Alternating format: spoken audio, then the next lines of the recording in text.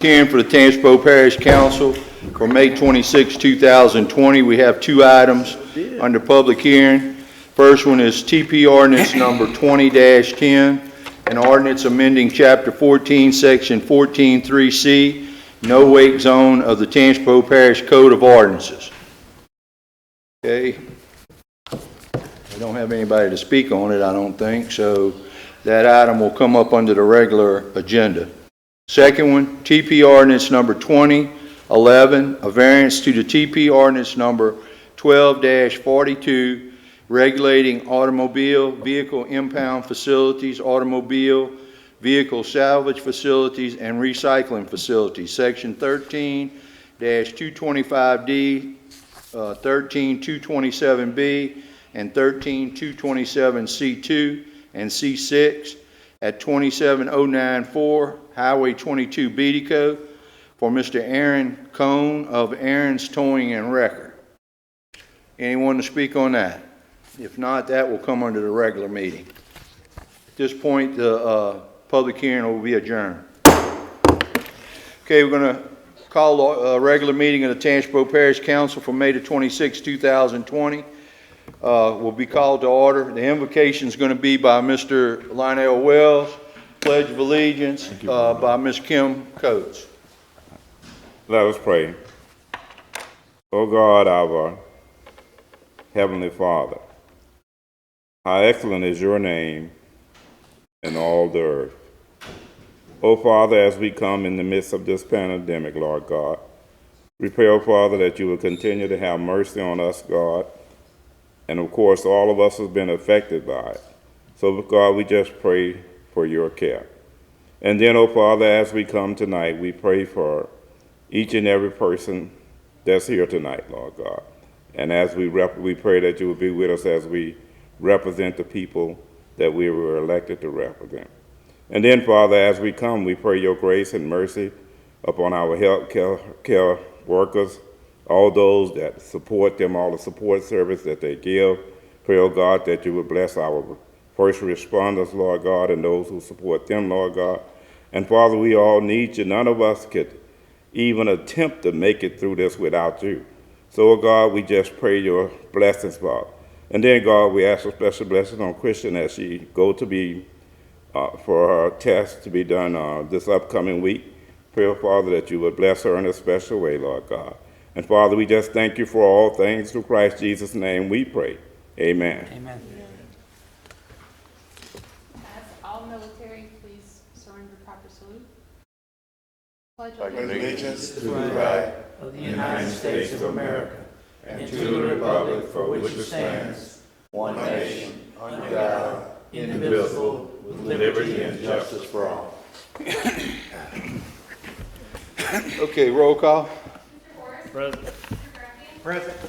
Present. Here. Here. Here. Here. Here. Here. Okay, if you have any cell phones, if you'll please mute them or turn them off, please. Adoption of minutes of regular meeting dated May 11th, 2020. So moved. Motion by Mr. Joseph, second by Mr. Wells. All in favor? Aye. All opposed? Motion passes. Public input, anyone wishing to address agenda items which were not on the public hearing. We had an item that was on the agenda tonight that did not have time to pull it. So there are a few people here, about 4 or 5, that want to speak. So we're going to go ahead and allow them to have 3 minutes to speak. And then that item, I think, will be put back on. Is that right, for the next meeting? Yes. Okay. Have they been informed, though, that we are pulling it? The people that They do know that. Okay, good. All right. Okay. Parish President's report.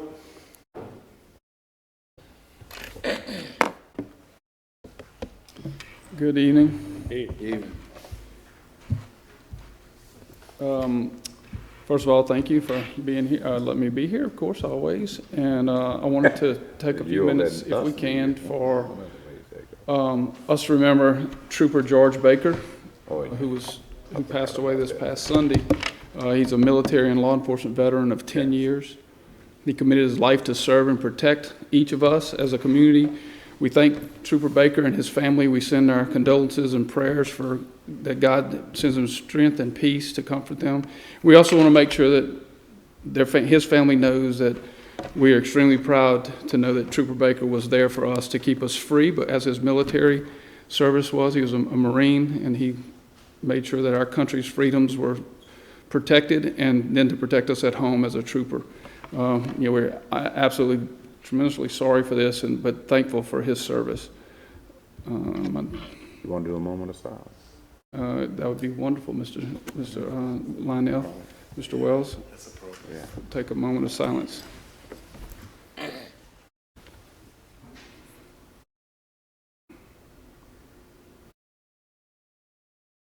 In Jesus' name, amen. Thank you. Many of you know you have it was emailed to you, and you have the information on your desk about the testing for COVID-19, which started today. It is throughout the parish for the next 4 weeks. Anyone can be tested. There's basically have to be 18 years old, and you have to bring the criteria there on the document and go through it. You can be asymptomatic. It's not, you don't have to have any symptoms at all. You just have to go through the line, and it moves throughout the parish over the next 4 weeks, 3 days each week. We understand that we're hopeful that they might add more testing days depending on how the testing goes. If more people test and the numbers are there, and we're running out of tests each day, then they'll add more. There are 2 Sundays that we have not scheduled yet that the mobile unit will be in Tangipahoa Parish to test folks. So the information is there. We have been promoting it social media. We've been promoting it through the press here, trying to make sure that everyone knows that they have the ability to go get tested if they would like. You got any idea? I know today is the first day, but any idea of the numbers? 44. Today, 44 tested. There was a little anecdotal story that was kind of funny. Some people were in line, and they were told, okay, you're going to get the swab. You have to take the swab and put it through your nostril as far back in there as you can get. And I was like, never mind, and they left. So maybe I don't know. They say it's a terrible test. They say it's horrible. Well, you know. So it's going to be the test that has to go up into the cavity? Yes, sir. I thought you had. But it's self-test, though. In this case, they actually they talk you through it, but tell you what you have to do and how far you have to get in there to get it. One other question, if you don't mind. Sure. I know may not be the expert on this. Do you know the test results, the situation there? The test results, is it they will receive the test results a day later or a few days later?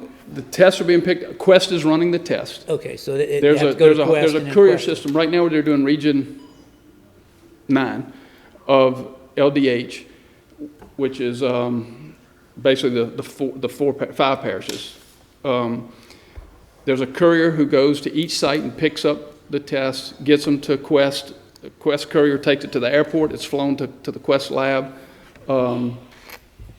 today. He gets there tonight. They're going to turn the test around. The person will get notified. The idea is that the Quest calls them directly and tells them, and then Quest will update the state of Louisiana on the test So results. it's a few days. Should be 2 to 3 days, but we know that sometimes these labs are getting backed up, and sometimes they go 4, 5, 6. But Good. Lately, the testing has been coming back very quickly. I can tell you that North Oaks this morning, they only have a handful, less than 20 tests pending on the tests that they took in the last few days. So it's moving a lot better. I had a question on that. Is it only if they're testing for active virus, or can they tell you if you've had it in the past? Not antibodies yet. Correct. Doesn't matter where you live, for this test, you can. You can go to any one of them you want to go to. We would ask that you go once, Right, okay. but No, he want to go but once. okay. Nobody's going to enjoy it that much. Oh, man. Thank you, Mr. Joseph. All right, so any other questions on that?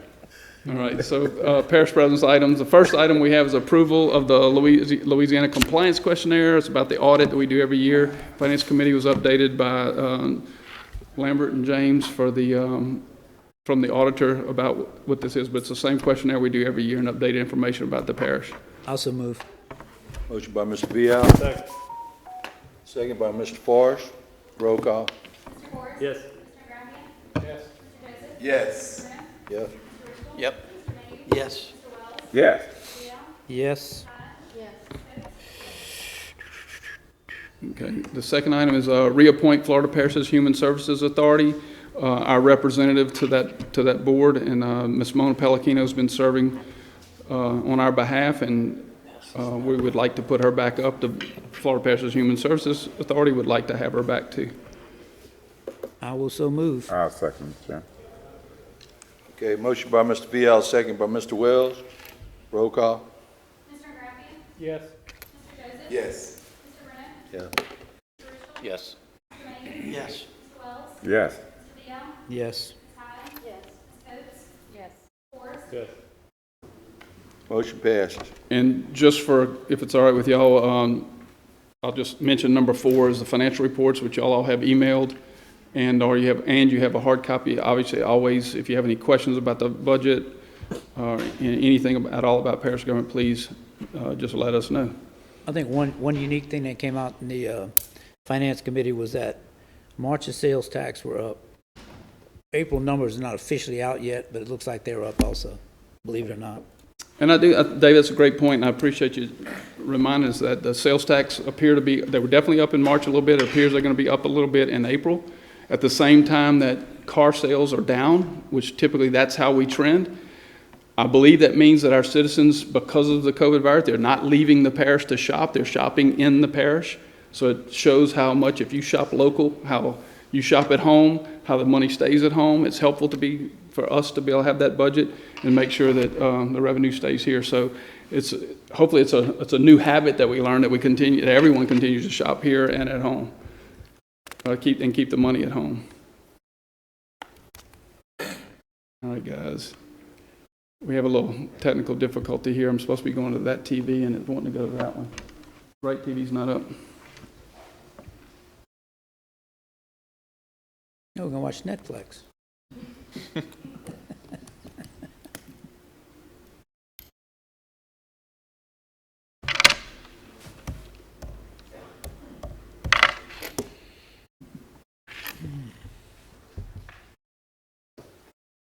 All right. So this presentation came about after the rainstorm that we had Thursday before last. I was getting phone calls from some of you guys. I was on the ground. I was out there seeing the rain, seeing the places that the water accumulated and didn't rain. Is this playing in the lobby? Supposed to be, yes, sir. Okay. Kristen, would you make sure that they know that this is on the It's flood? about 30 seconds behind. So, being out there and then phone calls and messages that I got, I understand that there was a lot of water, a lot of places that people believe that we aren't doing anything. And I wanted to make sure that I told all of you, we know what we've done. We've said it, we've promoted it many, many times, and sometimes we just have to keep doing it. It takes a little while to get the message out. So so I was on Sunday, or actually through that, from Thursday through Sunday, I was figuring out, okay, how do we make sure we get the word out? Well, this is the most logical place to do it. It's online. We're doing it in public. It's recorded. It plays over and over. So I wanted to go over the things that we have done since we came into office. And so, come on, mouse.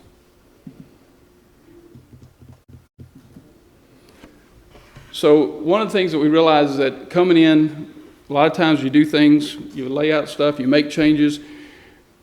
Sometimes we don't know why we did things, but we know that gasoline, when it was first created, they poured it in a ditch.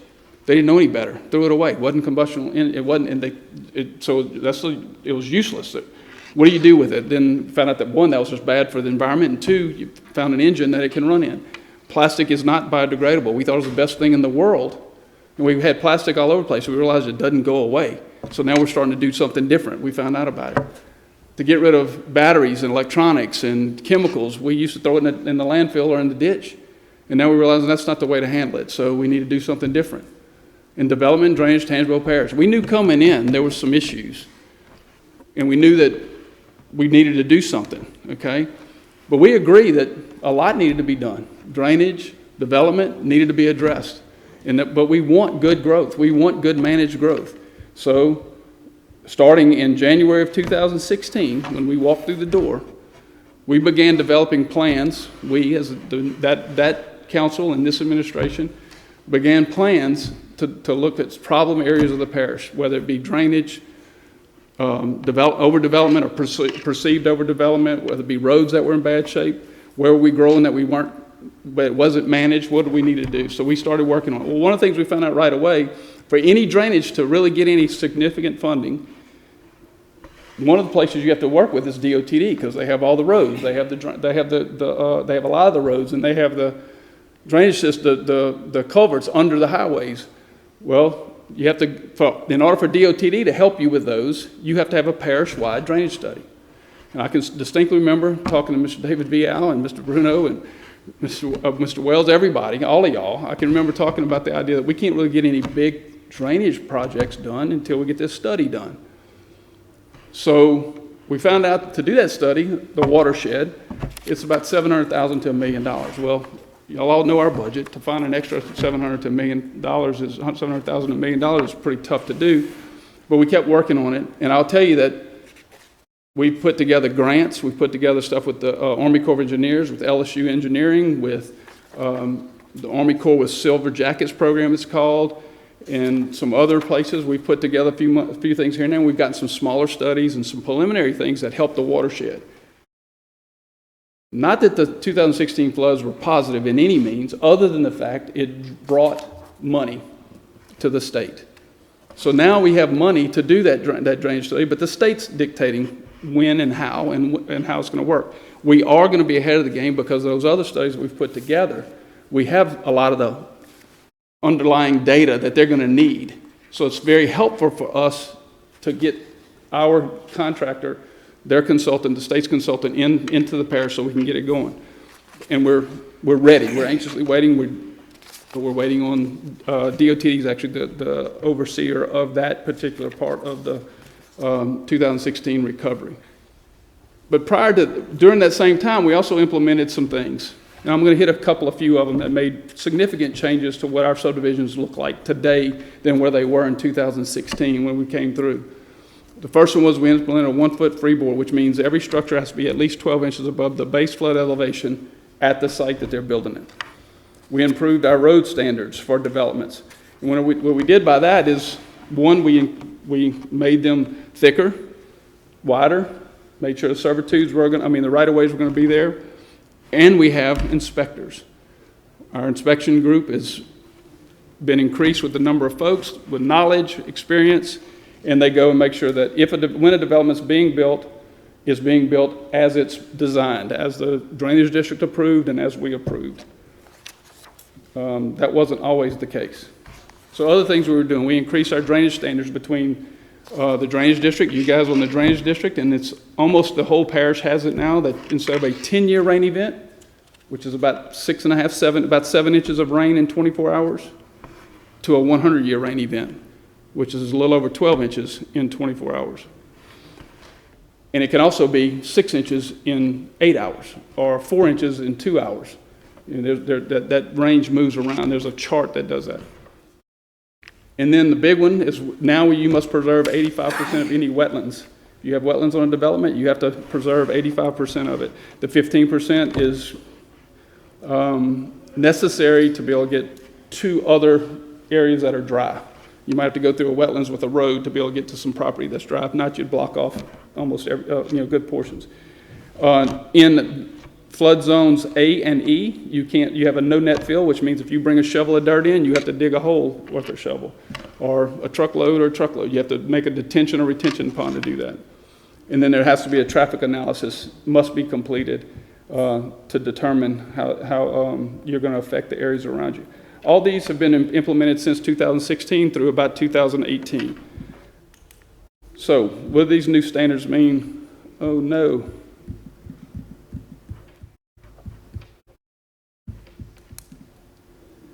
It didn't do that to me last week when we tested it. I have diagrams of 2 different subdivisions, what they look like before with our old standards and with our new ones. Tommy, are you able to put that on the from the TriCaster? Can you put it in here on the from the TriCaster? Take it from me. Either one, any of them? And I tested this on Friday to make sure it didn't do this.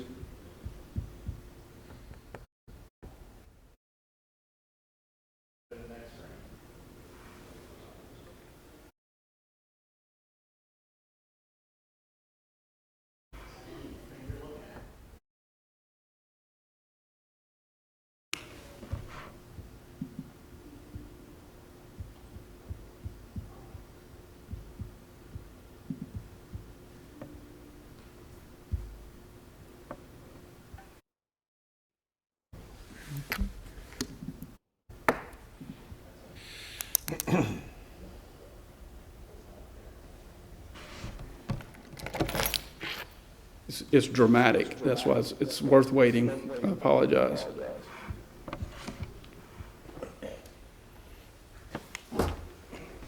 Okay, it's over here. That banner's going to go off shortly? Okay. All right. So, Can you turn the TV on? let me go back to the first one. All right, so this, it's called the Savannahs. It was approved in 2006, okay? It was approved just like this in 2006. And all this area here around the orange is wetlands. These are lots that were mitigated to be able to be in the wetlands, all these oranges. The only retention is that right there. There's 246 lots. Go back, stay on it.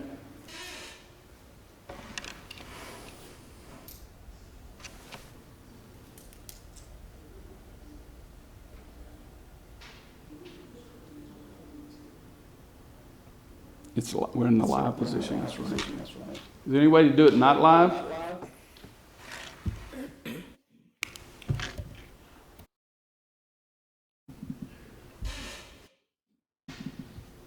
Got to go back to the Nash Roberts day. No kidding. Got to have All a right, piece so of paper. it's 246 lots and 1 acres of green space in this particular way. The Havens was approved in 2006, and all wetlands were mitigated. They purchased wetlands somewhere else to take these away. Okay, so then we implemented, because it sat too long, they had to come back and they had to fall under our new guidelines, the current requirements, the current standards for a subdivision. So can you go to the next one for this one?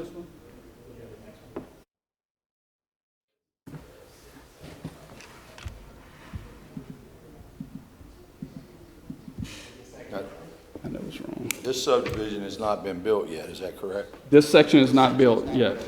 Where is this, Robbie? Where's the Savannahs? I know. Bridget, do you know where it is? They're listening. It might have changed. It might have I think it's in the, it's like Robert North or something like that, I think. I'm not 100%. I had it, and This would be the first subdivision that comes under the new rules. this section will be back up. Say the name of it? Now I need to go back to the now of the Savannahs. Okay, no, that's not it. 1 minute? Yeah. It's coming. It's coming, okay. That, while I'll talk about this is Fairhope, the way it could have been built. Fairhope's the one that Fairhope's the subdivision that came in, that caused the moratorium, David, that we had in place, that put the new standards in place. Fairhope was going to be 334 acres, 973 lots. Only 44 acres of green space. So this is the Savannahs now. It went from 246 lots to 185 lots. It went from green space of 1.4 acres to green space of 45.83 acres. It went from all the wetlands being impacted to 85, but actually a huge portion, probably more than 85% of the wetlands being preserved, 25 acres of it. As you can see, the orange is still the wetlands that was going to be developed. There's no lots in there. There's one little spot where the orange finger comes down that top section where there's a lot or two that makes it in that they actually going to have to mitigate. Robbie, this is off of 445, Okay. because I recognize the contour of the, And this is the first subdivision. This is the first one that came, they had to come back through, and this one had to be applied. So it went from 246 lots to 185, went from, basically, you might as well say no green space, 1.4 acres to 46, right at 46 acres of green space. Much larger detention. You see the blue is all detention ponds or lakes now. And then, of course, the wetlands are not touched at all. They have to be left alone forever. Can you go to the next one? Back to Now, there's one point that absolutely needs to be made here. For these developers, for that piece of property, by giving up that much in green space, the parish gave them a chance to build some smaller lots, some smaller lots, yes. But the smaller lots gave you actually 10 times, maybe 20 times the amount of green space. Whatever, it's actually 40 times, yeah. The other thing is, this has less road mileage for us to take care of. That's not calculated in the old one and the new one, but there's less road mileage to take care of, less ditches to take care of for us. We want to go to the Haven, to Fairhope. That's right, it's playing live. Is what we're trying to watch the live version.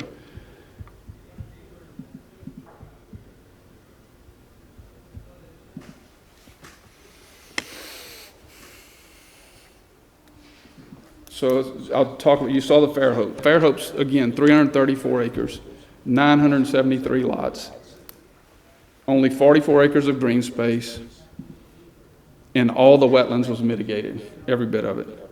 When the picture comes up of Fairhope, it went to 450 acres, 796 lots, from 973 to 796. The green space went to 233 acres from 44. 233 acres from 44. The wetlands preserved was 122 acres preserved. And only 9 were impacted instead of, it wasn't quite 121 in the first plan, but it was roughly 100 acres, 110 acres. So you went from 100 plus acres being impacted to 9 or to 10. But you kept 233 acres of green space, much less road, much better looking subdivision, retention ponds all over the place. The blue is retention ponds.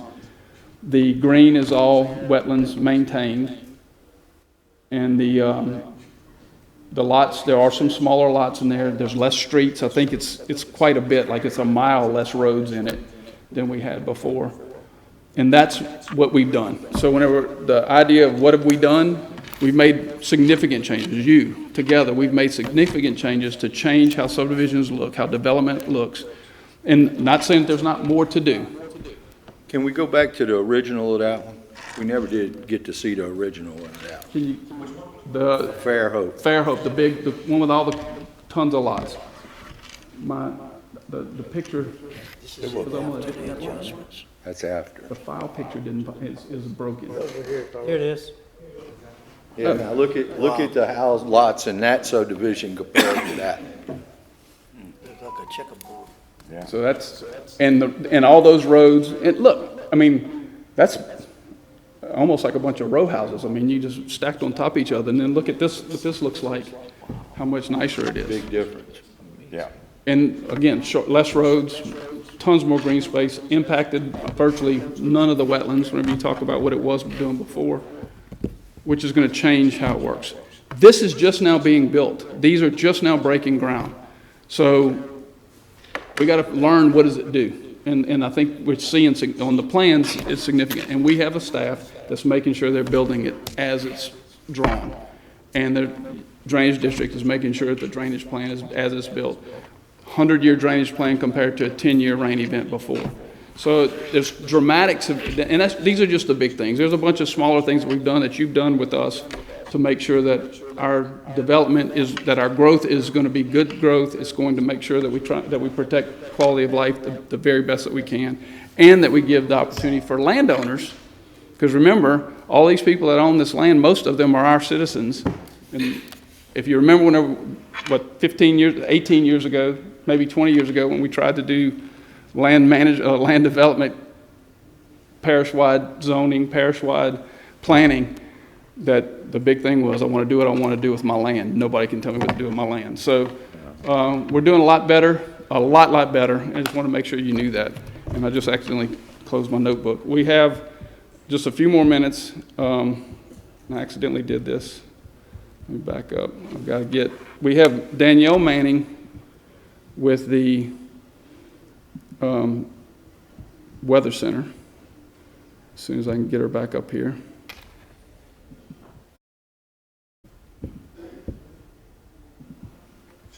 To talk about the rain event, how much rain we actually had.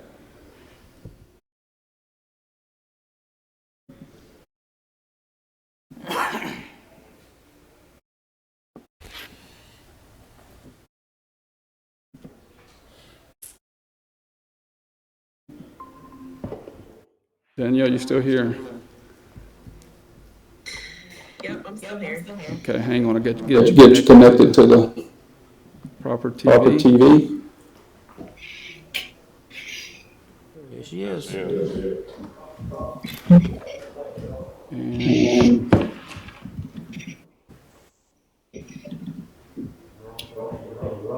okay, and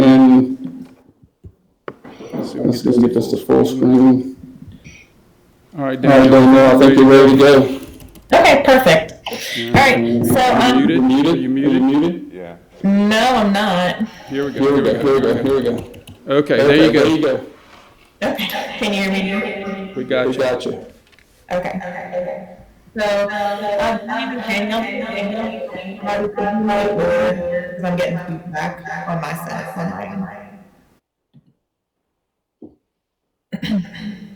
Okay, go ahead. Okay, so I'm here at the speakers. Come through your microphone. There you go. My name is Danielle Manning. I'm one of the forecasters at the Weather Service in Slidell, and we're just I've got a few slides to talk about heavy rain and average recurrence intervals, and kind of how those average recurrence intervals might tie to impacts. There's a lot of confusion about what those recurrence intervals mean, so just kind of want to talk about those. So I'm going to try to share my screen.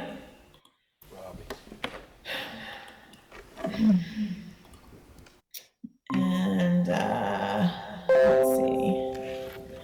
You should be seeing my screen now. Can you give me a thumbs up if you're seeing it? Perfect.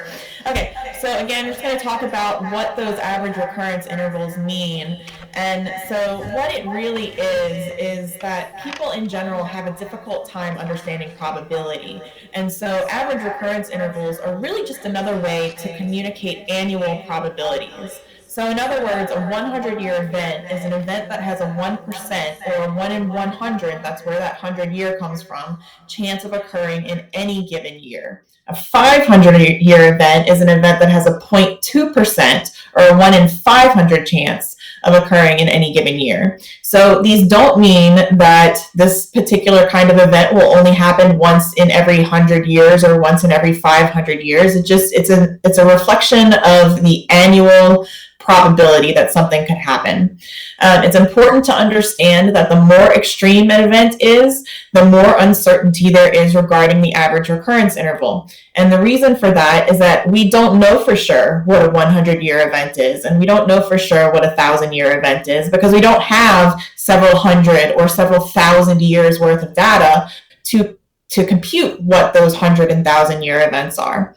So again, the more extreme the event is, the more uncertain it is. And it's also important to understand that these average recurrence intervals can change with time as we get more data, and also as the climate changes. It's pretty widely accepted that in a warming climate, extreme events will become more frequent. So that's going to change what these average recurrence intervals are over time.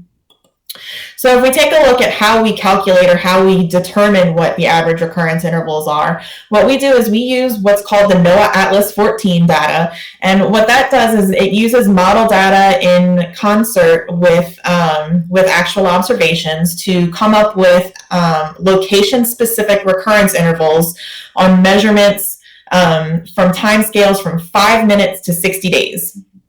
Okay, so you can see on this plot, I'm not going to go through every line, it's kind of complicated, but you can see that the intervals go anywhere from 1 year to 1,000. Actually, it comes down below 1 year, like I said, anywhere from 5 minutes to 60 days. I'm sorry, I'm looking at the bottom, I'm sorry. So yeah, anywhere from 5 minutes to 60 days, and then the recurrence interval from 1 year to 1,000 years, and then those are the different values. If you were to follow it across onto the y-axis, you could get what the precipitation would be. The other thing that the Atlas 14 gives us is confidence intervals. So if you remember, I told you that the more extreme an event is, the more uncertainty there is. Those confidence intervals put a reasonable lower and upper bounds on the range of possibilities. So that just helps us account for that uncertainty that's mainly a result of the shorter periods of record as well as some other limitations.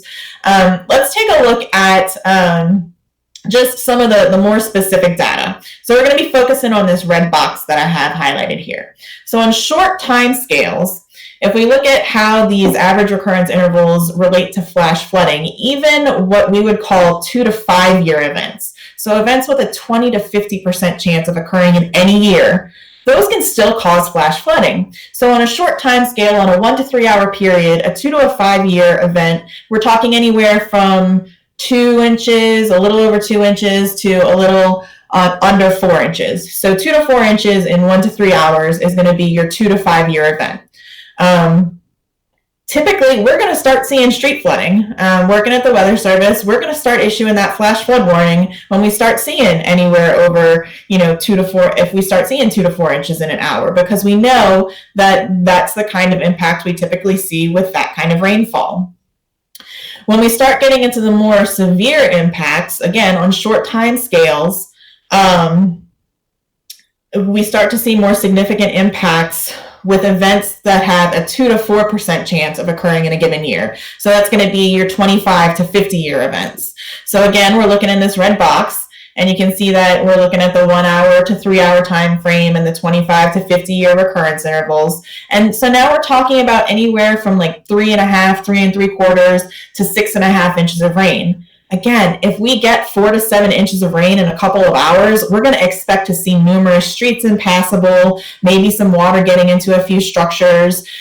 I'm not going to say that that's across the board 100%, but in urban areas, in areas where you are relying on any kind of man-made drainage, that's what we're going to expect to see typically. It does come down to where it falls. If it falls in a more urban area, you're going to have more impacts because you've got more runoff. If it occurs in a more rural area, the ground can help absorb some of it. So again, those impacts can't directly be tied to the average recurrence intervals. And that's backed up, those 2 slides that I just showed are also backed up by a study that one of the forecasters at the Lower Mississippi River Forecast Center did in 2018. So he and and someone with the state, I don't remember who, did a small scale study. So there are, some data limitations, but this is what they found. So they looked at 40 to 50 different flash flooding events across a pretty big area. So on the map on the right, all the blue dots represent the locations where they looked at different flash flooding events. And their findings included that more significant flash flood impacts with major flooding of roadways or structures, we're talking about 3 feet of inundation or more, become likely by around a 25-year maximum average recurrence interval for the storm. And they also found that no useful trends were noted when the flash flood events were grouped by state. So what that means is that I was talking about here locally what we typically see when we get to that 4 to 7 inches in a 1 to 3 hour time frame, but they're finding that they found that that's pretty standard across the board, that even it didn't even have to be in Southeast Louisiana, up into Tennessee, even up into Michigan. When you start getting into that 25 to 50 year average recurrence interval event on the short time scale, there's pretty substantial flash flooding and significant impacts. We're going to take a look at 3 local extreme events. So this is the March event, and what you're looking at is how much rain fell in a 24-hour period, and you can see there was a big swath of 10 inches. That's what that white shading is. So the bulk of the rain fell from the morning of the 10th into the 11th, and so it was roughly a 16-hour period when most of the rainfall fell. Most of the parish saw 8 inches, with some seeing up to 15 inches, and that obviously led to widespread flash flooding, followed by record river flooding on the Tangipahoa River. If we move on to the August event, the rainfall across the parish wasn't necessarily, I mean, it was still heavy. This is a 2-day rainfall total though. And so now you're talking 15 to 20 inches in that gray across the northern section of the parish. The white is 10 to 15, the gray is 15 to 20. And so the majority of the parish saw at least 6 inches of rain, again, over a 2-day period instead of a 16-hour period, though. And so looking at the average recurrence interval on the right side of the slide, the northern part of the parish, those gray areas, the darker gray is a 0.5%, so that's about a 200-year event. And then that little pocket of lighter gray right there, that is a 0.2% or a 500-year event. So again, the entire parish did not experience a 2 to 500 year event. In fact, the lower portions of the parish where there wasn't quite as much rain, it looks like had a 20 to even 50% chance annual exceedance probability. So now you're talking anywhere from a 2 to 5 year event across the far southern part of the parish. The thing to remember here, though, is that there was still record flooding along the Tangipahoa River again. So even though these sections down in the southern end of the parish didn't experience the same kind of rain that the northern end of the parish did, all that water still had to drain south. So the average recurrence interval of the rainfall event is not going to be a good predictor of river flooding impacts, depending on where you're looking. So again, these average recurrence interval data are location specific. So not everyone experiences the same event the same way. And then finally, the most recent event was just a couple weeks ago. Bulk of the rain fell in about 12 hours. So you're talking about 4 to 16 inches across the southern end of the parish. And there was significant flash flooding, but there was not a lot of river flooding. The Tangipahoa River at Robert crested in what we call minor flood stage.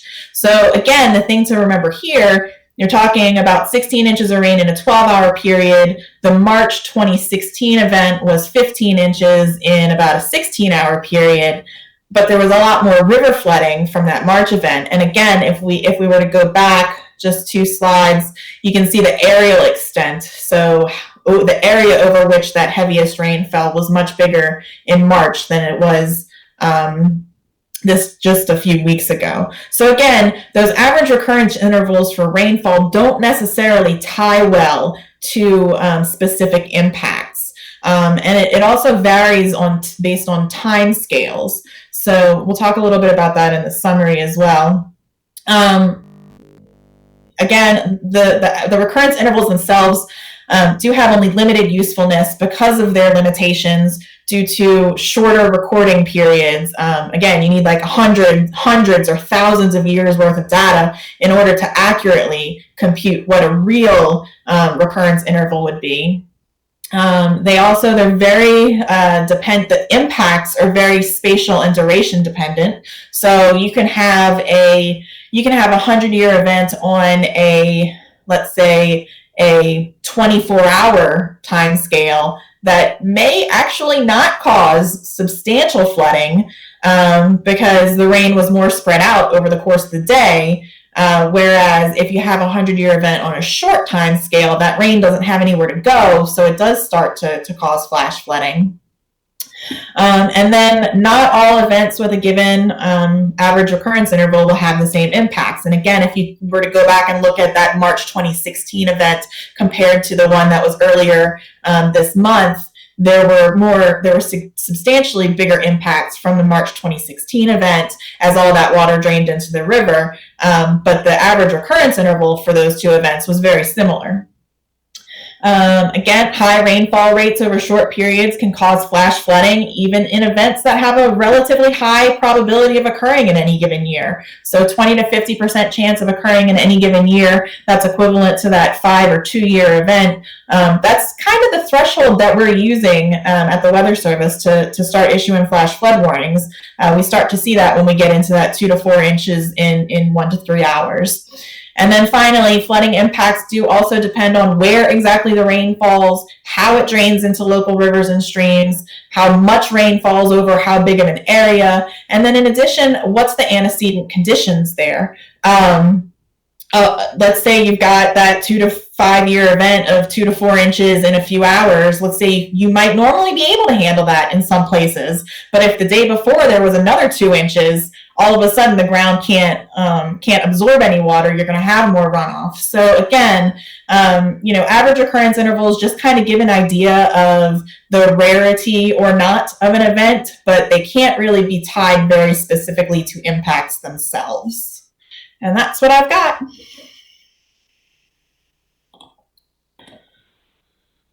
Danielle, thank you very much. Do y'all have any questions for Danielle? Anybody? No one has any questions, so we got time. Thank you. Great job. Appreciate you. No, you did great. You did wonderful. Thank you very much. Thank you. All right.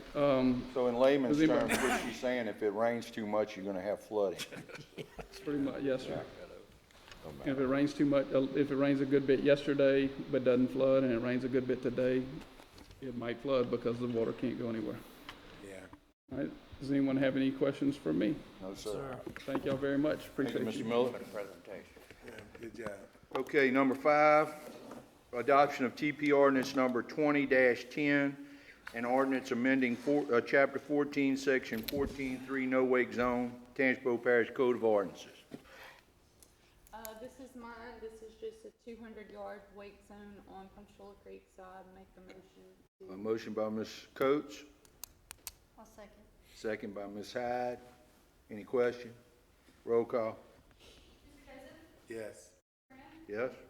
Yes. Yes. Yeah. Yes. Yes. Yes.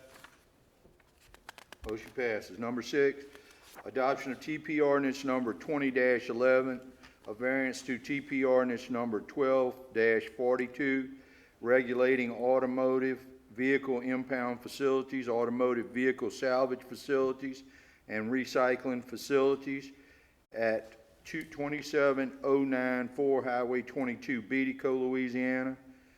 Mr. Aaron Cole of Aaron's Towing and Recovery. That's mine. I think Nick is going to speak on that. I'm not sure if he's here. What he's asking for is our regulations require a 10-foot fence. State police actually is who, state police governs those sites, and they only require an 8-foot. So he's asking for an 8-foot fence instead of a 10-foot. Okay, you making that motion? Well, I think Nick is Oh, I'm sorry. going to speak. I don't know what he can add to this. Go on.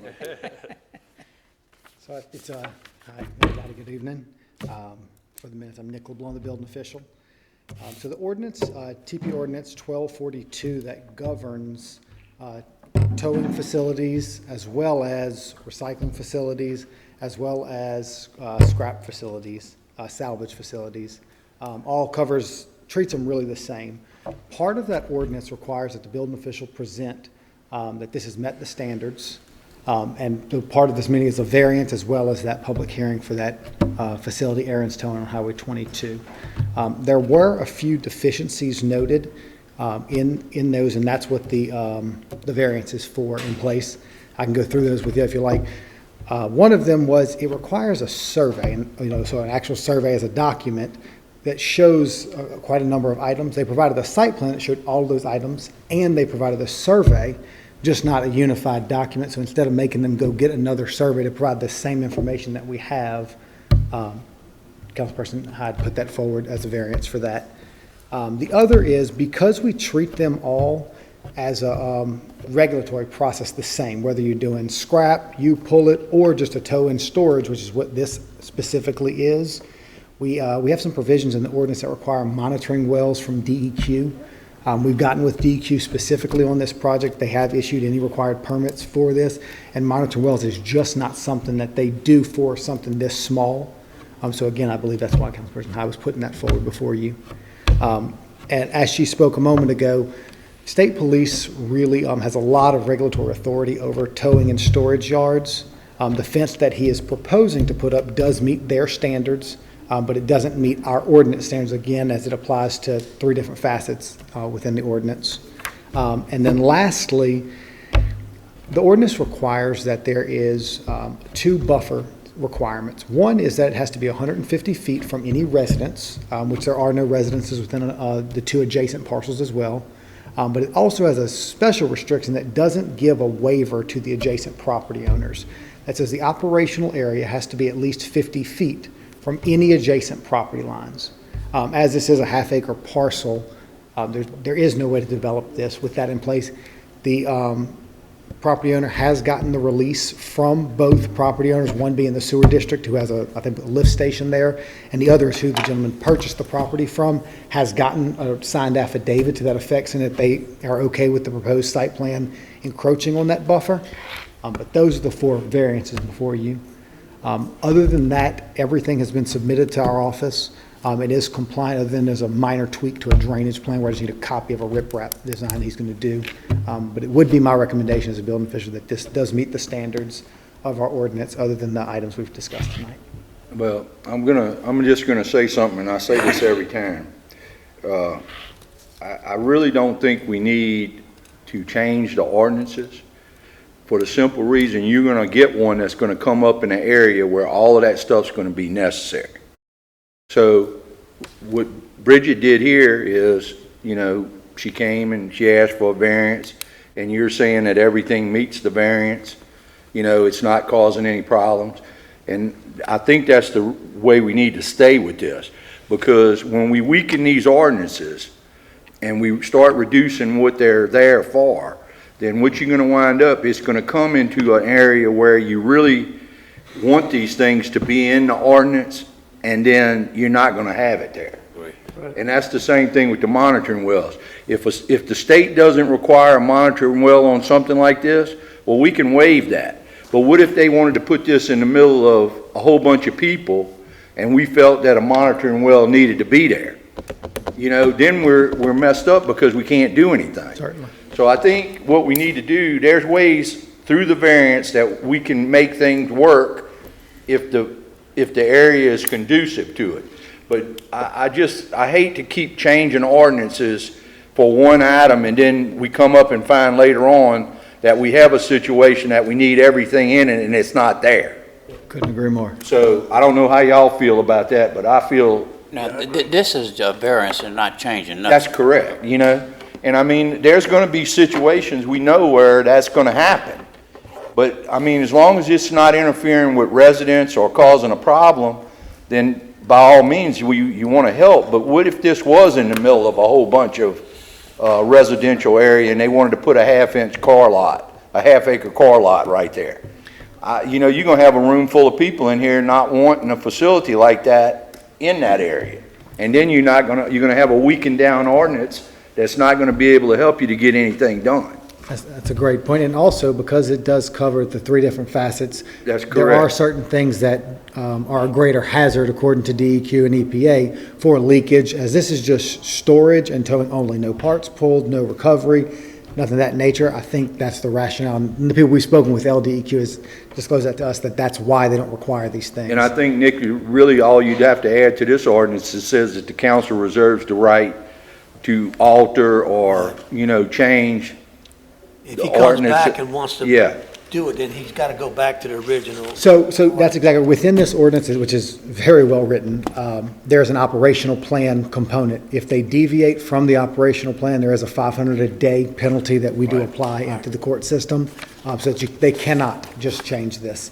Any deviation from the operational plan, which has been submitted, that shows only towing and storage, would incur a $500 a day penalty. Okay, Nick, thanks. Bridget? I'll make a motion to approve it. Okay, motion by Ms. Hyde, Second here. second by Mr. Vial to accept ordinance number 20-11. Roll call? Yes. Yes. Yes. Yes.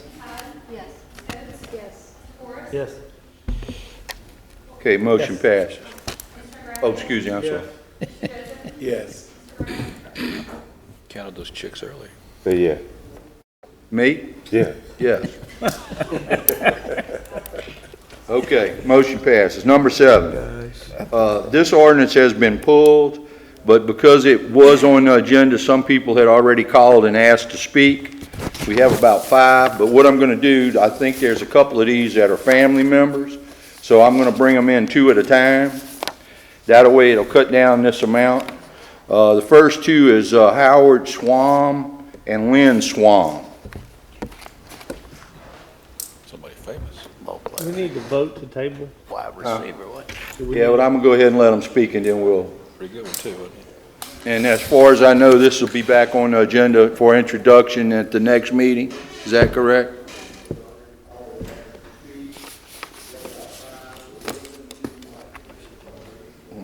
We can't introduce it unless we got an order.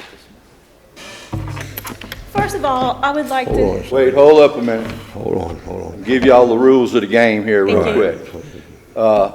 You got 3 minutes All right. to state your thing. I'm going to ask you to state both of your names and your address, and keep it limited to the ordinance itself. Okay, can you be quiet for a second? My name's Howard Schwam.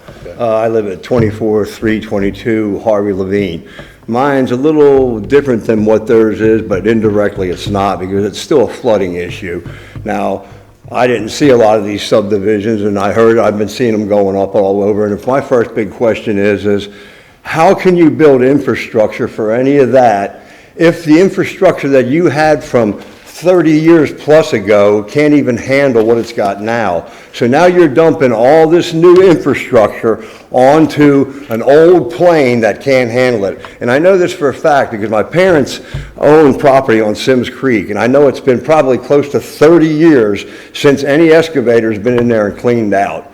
Now, right up the street from my house, they've just placed on Mike Cooper Road 3 giant culverts. They got to be 8 foot in diameter, 7 feet, 6 feet, I don't know. It's hard to measure them. But I know this, they're feeding a creek, which is Sims Creek behind my house, that isn't no more than maybe 4 or 5 feet wide at the bottom behind my house, 6 feet deep, and maybe 18 feet wide.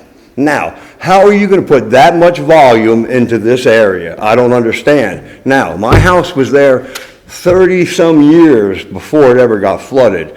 In '83, which was supposed to be the 100-year flood that y'all presented, that was a nice presentation, but to me it's a little ridiculous, because if you don't clean the ditches, how are you going to put all this stuff in there? You go in there, you cut every tree down. A tomato plant drinks 6 gallons of water. When you go and you cut every one of them trees down, all the water does is run off. If you're not preparing where the water's going to run, I've seen just in the 10 years since I bought my house how the other day it was within a mud joint getting there. You know what? I can't go back to work again.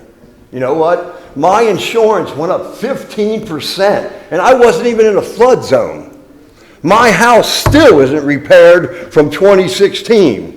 I have a house that I can't even sell, and I don't know if I can afford to stay there. They don't care. Well, I understand this, but wait a minute. No, Wait, no, please. you don't care. Lynn, shut up, please. How do you sleep at night? Lynn, please leave. If you all would watch the, Lynn, Ma'am, go. If you all would sit there and watch that great presentation you had, if you had water coming in your house, you'd feel a lot different. You know what? I can't start over again. I could be thrown out at any time. Y'all sit here and make these decisions, and you think you're gods. You need to start thinking about, until you build anything else. And you said, oh, it was in 206 when you granted. I just saw this. I didn't know half of this stuff. So I didn't keep track of it. But I have seen the water go up. How can you agree for something in 206 and then you find out, oh, you called it the 500-year flood or whatever she called it? I don't know. But I'll tell you what. I was here in 83. I thought that was the 100-year flood. In 2016, in February, it was higher than it was 83. I didn't even have water in my yard. And then I flood again, and now, grant me, yeah, we're getting a lot of water. What happens every time they open that Mississippi River up into that spillway? Tons of silt pours in there. If you don't clean them ditches in 30-plus years, tons of silt is in there. And if you don't get it out, guess what? That water's just going to run anywhere at once. Hey, I could make a little diagram for you, and I could take a gallon of water, and I pour it right there. And when that thing goes like this, and like this, and I'm not talking about cutting a straight thing, but when you got wetlands that are wetlands and you can't do anything else with, it needs to be cut straight through. It doesn't need to go like a snake all around there, because once all that crap falls in there, you got a log jam. I've gone down some of them creeks when those people came out and walked them. I've seen refrigerators. I've seen wheelchairs. There's farmers along there, because of their land's washing into the ditch. They throw wire and tires and everything else in there. Now, I was a quality control manager at petrochemical plants. I'm not stupid. I know the issues you got to put up with. But you know what? The old mighty dollar doesn't rule anything.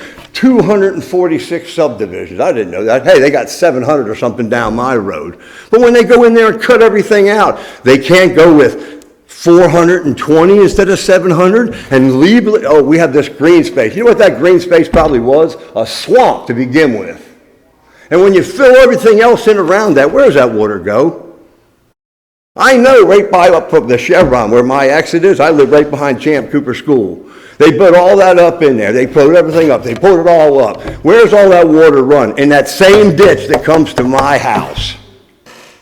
I watch the water get up every day now.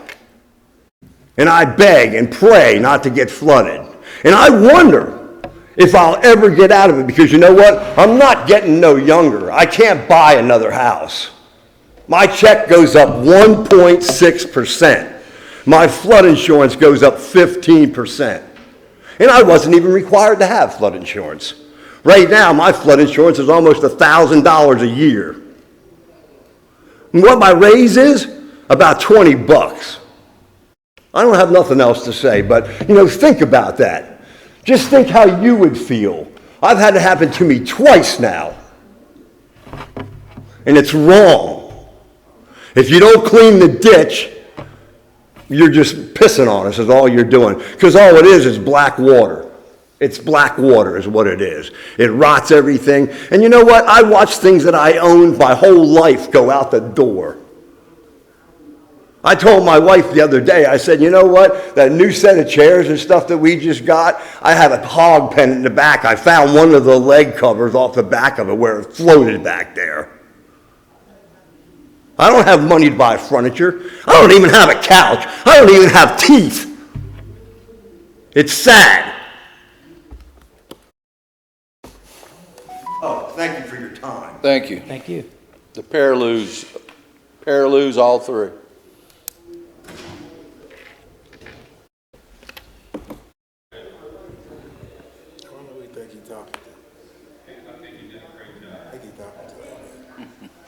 Appreciate it.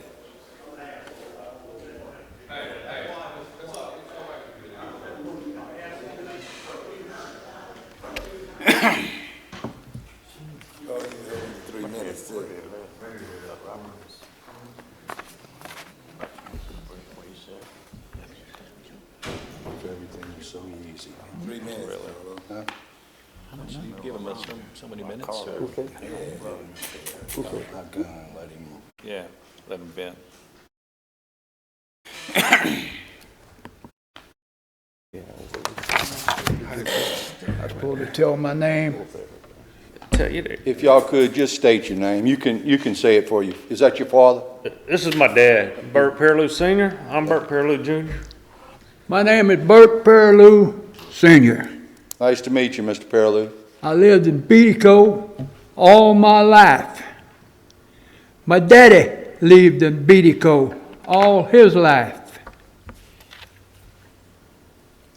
I got a little story to tell you. If I can get it straight, because I've had 2 or 3 strokes and heart attacks and all that stuff. But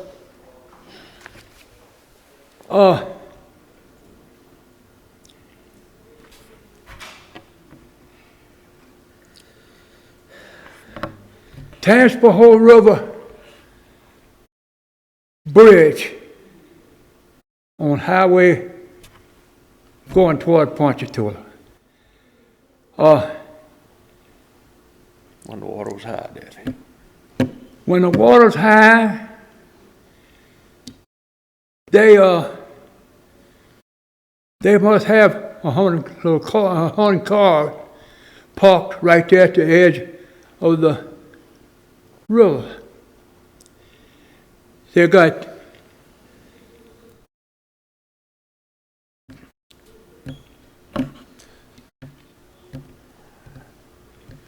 Dad, let me take over. Please, let me take over some. The river, when it's flowing out real hard, usually like every time it rains, it would always pull that water out, pull the water out of Beatico Creek. We never had no problems flooding. My dad and mom, they flooded in 1983. That was when that dam broke somewhere up north. Okay, we had like maybe 2 inches of water in the house. Next time they flooded was 2016. Had about 2 to 4 inches in the house. Then it was 2018. They had like almost 9 inches of water in the house. 2020, we had 3.5 foot of water in the house. The more people that we have that's building the subdivisions, the more drainage we got, the more stuff's going into the old drainage ditch. You know, it hasn't been improved. All the new drainage ditches for these subdivisions, oh, it's great. They'll never flood. They build them up 10 foot higher. They build them 6 foot higher than everybody else. Then they go up there and they say, okay, now we got this new subdivision on the south side of 22. Okay, yeah, the permits, the parish board and all that stuff, they signed a permit. Oh, it was only like 0.39 acres of land that they actually called wetlands. But when that water does is when all that water's coming down, East Beatico Creek, West Beatico Creek, Mile Branch, Cedar Branch, all that water's going into that one little spot right there by Highway 22. You're looking at a spot maybe 35 feet wide. Okay, and the canals, they max about 8 foot tall. We got all this water coming through there. You looking at, my dad had 3 foot of water in the house. The creeks, banks is about 8 foot. The highways, probably, almost 18 foot higher than my dad's house, the top of the highway. We had almost 1 or 2 foot of water coming across the highway. Those canals got to be dug out. They got to be dug out. They got to be made wider. They got to make something where they can handle the volume of the water coming down from CC Road. Tell them how much water Brewster that Road. I had in my house. You had 3.5 foot of water in this freaking house. I almost didn't get my mom and dad out in time. This never flooded like this in my life. My mom calls me at 9:30 at night, says, son, well, we got a little bit of water's coming in the house. We don't know where it's coming from. They don't even know they're getting flooded. Me and my son only live 5 minutes from them. We got in the truck. We was trying to go down the road, went past my Aunt Sue's house. We got in the truck. The water was so deep we couldn't go in the truck. So we pulled the truck out. Me and him's wading the water. By the time we get to the house, it's waist deep. We're coming through that current's pouring through there. I don't know what the hell I'm going to do to get my mom and dad out of that. They got their little SUV parked underneath the shed, underneath their carport. And I'm going like, man, the water's already up to the bottom of the door and up there and coming up the door. I'm going like, man, come on, Jake, put them in the truck. We got to get them at least close as we can. We tied the Piro behind the car just in case it stalls out. If it stalled out, that way I could get my mom and dad at least out of the water. It's freaking crazy. They build all this big subdivisions all around us. They ain't fixing the drainage. Fix the drainage first. Build us, if you're going to put new drainage in, widen the canal. Do something to where it can handle this volume of water. Man, it's just, oh my God. You're standing there pissing on your feet, not even, God, I can't, I'm sorry, Dad. I just can't. This is freaking just nuts. I can't, before you build up all this infrastructure, fix the drainage that we got. The old drainage that we got can't handle all this volume. It just can't handle it. My dad and mama, he's 85 years old. My mom's 72. If I wouldn't have got there when I came, my dad was going to try to drive out of there himself. When we come out his driveway, the water was coming over the top of the hood of the car. Thank God, God willing, we was able to get my mom and daddy on top of that hill. Please, before you build anything else, fix the problem, fix the drainage. Help us. Please help us. Let me say I can't say anymore. If you can't understand that, my God, I don't know what the hell you're doing. Son. No, I had a little story to tell you that there at Tangipahoa River Bridge, when the water got high, and all them cars was lined up and down Tangipahoa River Bridge, where all them poor people was flooding back in there.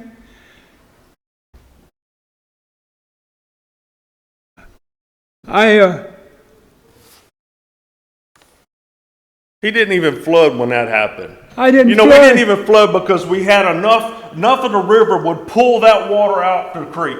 This is before all these subdivisions was built up around us. That river was strong enough to pull that water and keep that water coming out the creek. The creek was flowing to the north. It was flowing against us. It was coming across the freaking highway to the north. It was going upstream.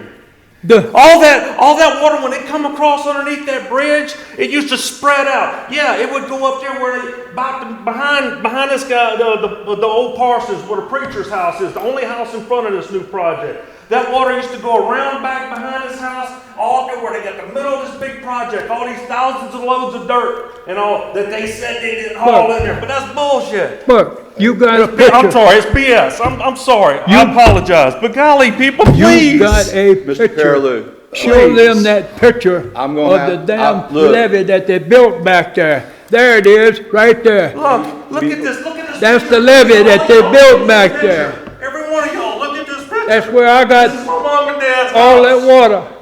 This right here, this Please. never happened. My dad's 85 years old. It's Help never us, happened in please. his mom and dad's lifetime. The water's never I flowed back recognize you. upriver, I upstream. recognize you. Never. I think I know you. We got too much water coming down that creek you can't handle. I don't know Ever some of since I these was a people. kid, when I was out there, But and I the was water born would and get raised high, in it was always Mexico. 4 to 5 feet lower on the south side of the bridge. My daddy than used to north. plant strawberries there. Okay, Mr. Carolou, I'm gonna have to cut you off. We gotta let I Understand? But I think you got my point. You got my I point. remember one Please. time when I was a little bitty boy. Fix the drainage before we do anything else. The road come over Daddy's strawberry patch. Come on, Daddy. And don't you know, the strawberries come back out, and they got the best crop strawberries they ever had. Come on, Daddy. Let's get out of here. Come on. Please, if you got a heart and you got anything, fix the problem before we start building anything else. Please. And try to help this old man. I can't stand 3 foot of water. Thank you. That water would have killed my mom and daddy, them trying to get out of there. I just want y'all to remember that too. Thank you. Thank you, sir. Mr. McDaniels. Let's go home, Man. This is the area that's 2,300 feet wide.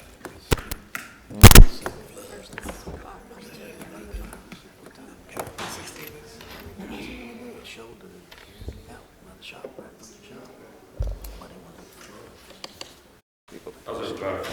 Good, myself. I'm definitely not a speaker or anything, so we're going to try to get through this. Mr. McDaniels, if Yes, you sir. please state your address. Absolutely. I'm sorry. Hold on just a minute till Secretary gets back. Kristen, you need to get any information? Okay, go ahead. I'm sorry. That's no problem. I live at 27116 Highway 22, Ponchatoula, Louisiana, on Highway 22. Basically, right in the dip of where all the flooding, where that water was moving. I didn't get any water in my house, so I come at you from a different perspective.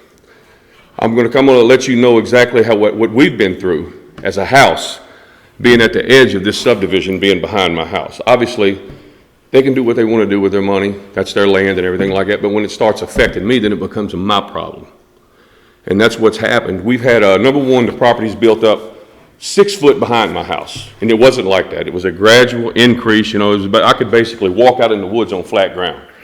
Now I can't do that. It's a 6 foot. I mean, the elevation of this neighborhood is probably level with the fascia of my board on my house right there. That's the main issue. So that kills my property values in trying to sell it right there. So during the flood the other day, which was an ungodly amount of rain, I'm sure we all agree to that, I had 11 inches of mud in my backyard. And I have pictures to show it. They built a wall. I discussed it with Adam Henning. He built the wall in there. He took cross ties and built 3 up high across it. It undermined it, filled my whole yard up with mud and sand. So I'm having to deal with that right now. I spent my Memorial Day weekend with my family hunkered down in my house because we had high winds before the rain Sunday. And what it's doing, it's catching all the dust and dirt coming across that plateau right now, and it's pushing it. I mean, look, there was a couple of times you almost had no visibility standing in my yard from the dirt and the dust blowing through my yard. So I can't even get in my yard right now. The lift station that comes next to my property, I kind of fought that, got into it with James with the Sewage and Water Board when that first started. Seen that it takes money. This is not a hit and run lawyer. It takes money to get a lawyer to fight this kind of stuff. And odds are you're not going to stop development like that.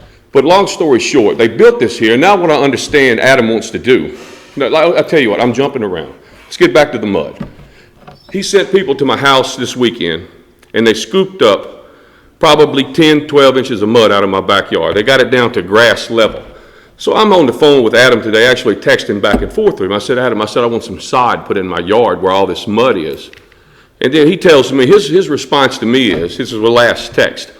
He said, well, we're going to get the grass planted on our side and see if it undermines it anymore. And they've done nothing to the wall since the silt undermining coming into my yard. So we're going to before we address anything in your yard. I said, so you're telling me I got to look at damn mud in my yard until you figure out what's going on your end. So, but that's going to be worked out. I can promise you that's not over with by any stretch of it. Now, getting back to the lift station, of which I just think that, and I say this to every one of you, take it any way you want it. I just think y'all don't give a damn about the locals in Bedeco. That's my perspective on it, period. Don't think you do. I think it's all about money. Obviously, that's the root of it.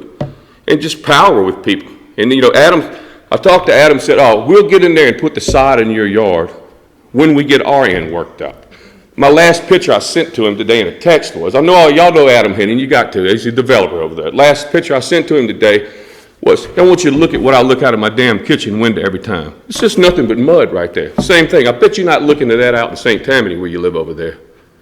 And then my understanding is from some people that I know, he's trying to get, and you see, y'all have to approve this. So this lays at y'all's feet.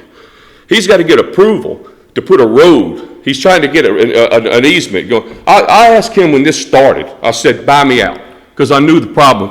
I knew it was going to be a huge problem from get-go, and it really has. It has destroyed our standard of living. It absolutely has. From where we started at to where we're at now, I probably couldn't give my house away, number one. And now I understand he's trying to get an easement, he's trying to get a road put through. There's no room there, 75-foot lot. 35 feet of that is the lift station, which is going to be encapsulated in a fence right there. There's no way for him to get a road through there. So that some bitch is trying to go through, and then what I understand, he's trying to get that for nothing, is what I understand. Trying to get approval for a road through there. When I've offered to sell my property to him. And then the guy's he's being a real ass is what he's being. Please don't. Okay, I got you, but you understand my frustration with this. I understand, I respect that, and I apologize. But the guy is really not doing anything in my best interest whatsoever. He basically thumbed his nose up at me today. And I mean, I can show you pictures of the mud in my yard. I'm not making this stuff up. I sympathize with everybody that flooded around there and on their side 100%. Bottom line, they need to stop this building. He's right. He got a little excited a while ago. There's no infrastructure. My daughter goes to Champ Cooper School. The classrooms are packed there. I don't know how the kids learn. You go across the parish line in the St. Tammany Parish, the education, they are so far ahead of us when it comes to education, it's not even remotely close. The curriculum, any kind of special classes, they got it over there. We got nothing. We got the basics, especially at Champ Cooper, great area right there. But they want to build in neighborhoods and not a nickel has been put in that school. I mean, you may have put some in there, but as far as building additional buildings, they keep packing the kids in there, they're doing nothing. But getting back to Adam though, this guy, this is me. This is the wind, the dirt blowing across my property, the mud in my yard, the noise. This has been, just put yourself in my place. Each one of you, put yourself in my place. How would you feel? Wouldn't feel very good about it, I promise you would. You'd be quite pissed off. Absolutely. You're right. And like I said, this guy hadn't heard, I've worked with him 100% up until today. And I'm done working with him. I will do something. And like I said, if he gets approval to put that highway next to my house right there, boy, I tell you what, that is going to be a sad day for any one of y'all that approved that for him. I know it's a good old boy system. I understand that. And we ain't part of the good old boy system when you're the low man out there that gets up and goes to work every day. But if he gets that approval, and like I said, he's got an alternative. He's got down, and yeah, do I have a motive when I tell you that? You're damn right. I've been trying to sell him my house since I started because I know what this was going to result in the end. And it has been miserable. I got videos of everything that's taken place, documented and everything. I mean, that's of no concern to y'all. But this building needs to stop. It really does need to stop. It's all about greed and money, is all it is. Thank you, Mr. All right, I appreciate y'all listening to me. Thank you. Thank you. Give me Miss Elaine Byer.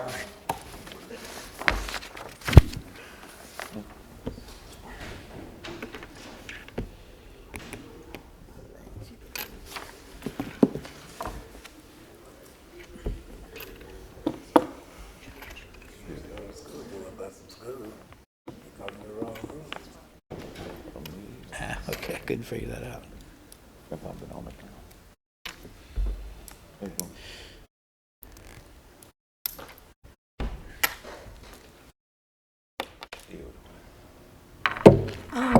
Byers, if you would state your name and address, please. I'm Elaine Byers. I live at 27639 Byers Lane in Beatico. Okay. I have been there for 53 years. I didn't flood in 83. I didn't flood in 2 times in 16, but we did this time. And Byers Lane is in the forks of Beatico. Got it on the west side of us and the east side of us, and it comes to a point below. And I talked to the Corps of Engineers, I talked to the developers when they were going to build it, about it being wetlands, floodplain, where the creek just goes on through there.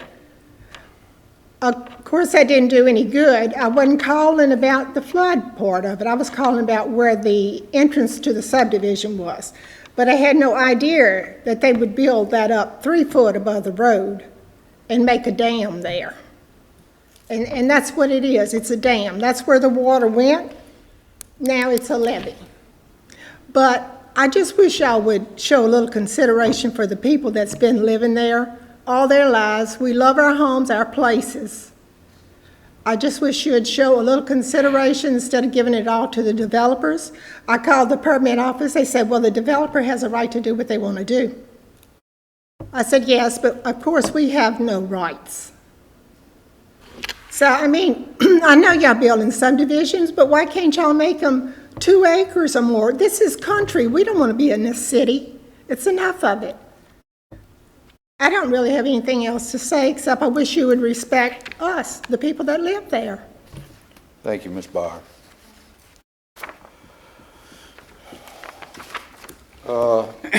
Is it Shad I don't know how you pronounce it, Chad Tiller or something.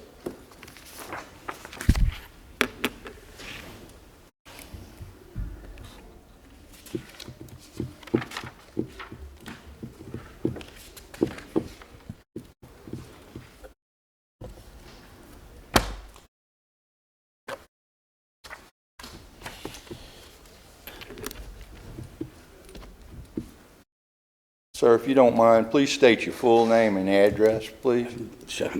Excuse my voice gone. Michael Shadler, it's 39804 Gale Road. Basically, I'm here, man. I've been dealing, all these are newcomers to this flooding situation. I've been dealing the same crap and stuff since 2011. My house in the corner of Gale Road flooded 11, 16, 18, and now 20. My problem's a little bit different than theirs. My problem's on Ridgedale, by the high school. I called Robbie Miller several times, talked to him, explained the situation, sent him videos of it.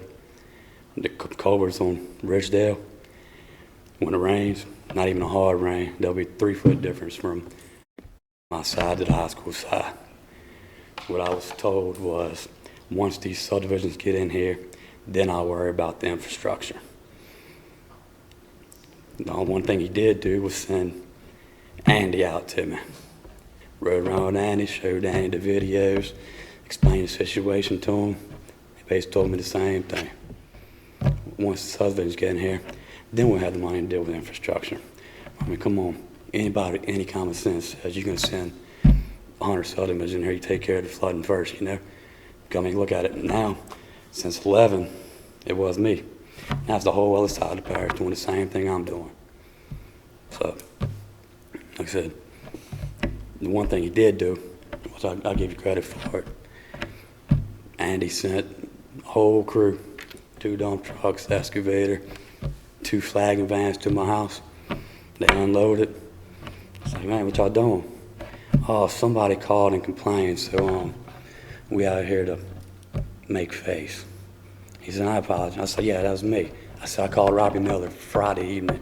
He said, yeah, it must have been you then. He said, my boss told me to come out here and make face to appease you. He's like, I'm telling you. He said, I gave him a whole worked out plan, you know. We needed to clean the culverts out. What they did, they unloaded the excavator, 2 scoops of dirt from in front of it, loaded up and left. And like I said, I mean, y'all's crew apologized to me. So basically, we're just shutting you up, man. So basically what I'm saying is, if you're gonna, all these people, they're starting to hear the same story I've been hearing. If you're gonna say something, try to back it up, man. Because I'm telling you, 16, 18, 20, I'm tired of dealing with it. I'm tired of hearing the same story, you know. Then I'm gonna take care of it once the money comes, you know. Slow up, take care of the problem, then send some subdivisions in. I'm Chad Shadler. I've texted your personal cell phone plenty of times. CHATELLIER. And every time we flood, come close to flooding, we'll call it a little elevation program. Oh yeah, y'all should be next on the list, you know. I've got 9 claims on the insurance for my house, not including all the ones I paid out of pocket. So it wouldn't be on my paperwork, so I can possibly get rid of my house. You know, I'm stuck. You know, I got a whole mortgage. I can't get rid of the house now. But I said, if you're gonna run your mouth and say you're gonna take care of it, please act try. And I understand it takes money. But, you know, y'all got a whole crews to dig ditches. The only time you see them is when it's actually flooding, they run up down the road and scoop trash out the ditch. You know, that's all I ever got to say. Okay, thank you. Thank you. I think this is the last one, Don Marshall.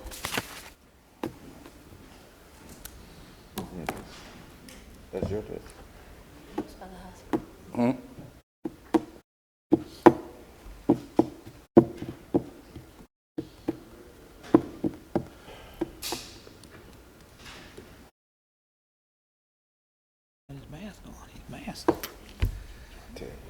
Please state your name and your address, please.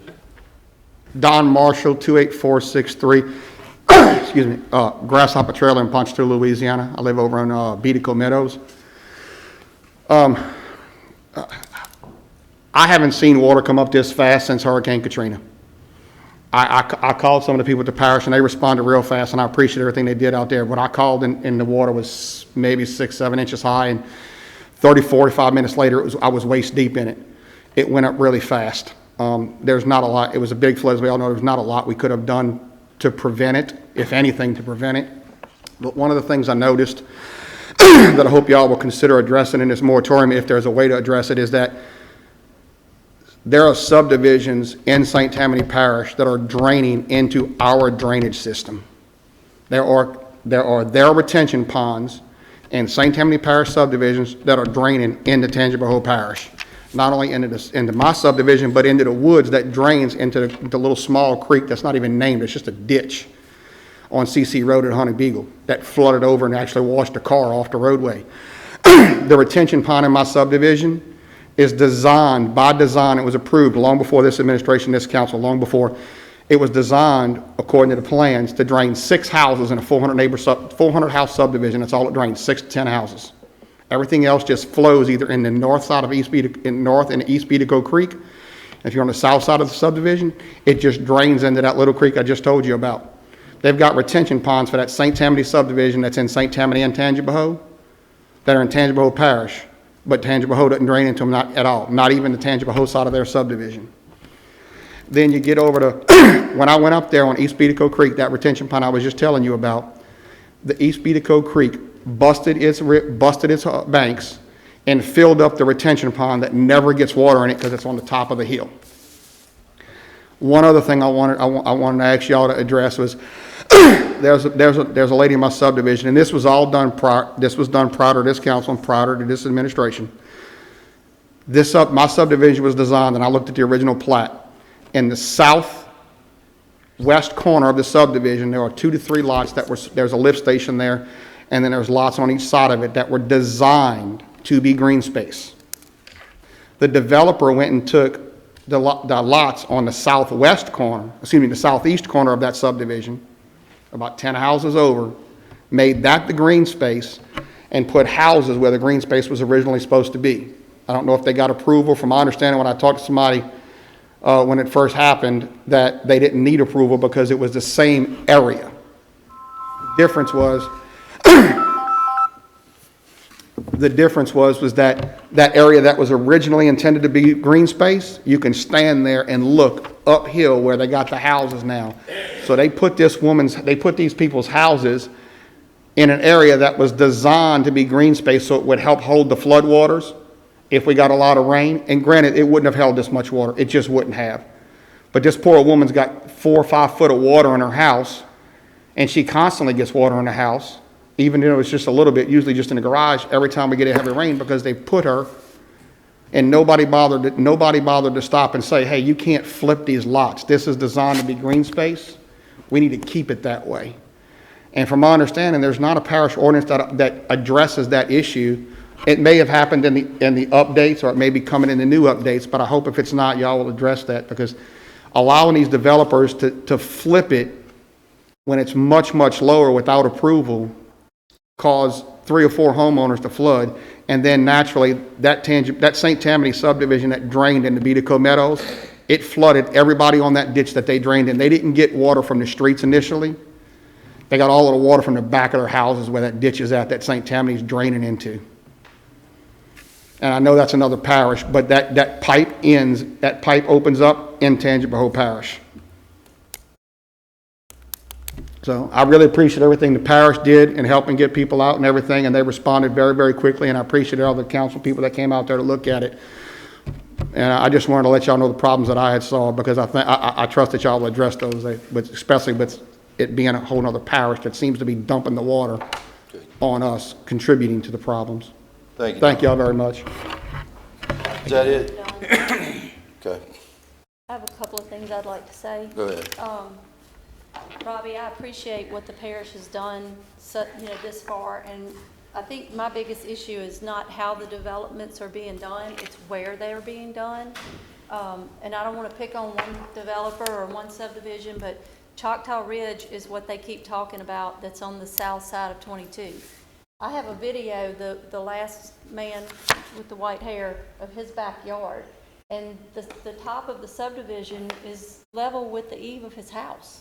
I went and knocked on the door Monday and told the little girl I was going to walk around in her yard, gave her a card, told her who I was, and I did this video. His whole backyard is full of mud that came off of the subdivision.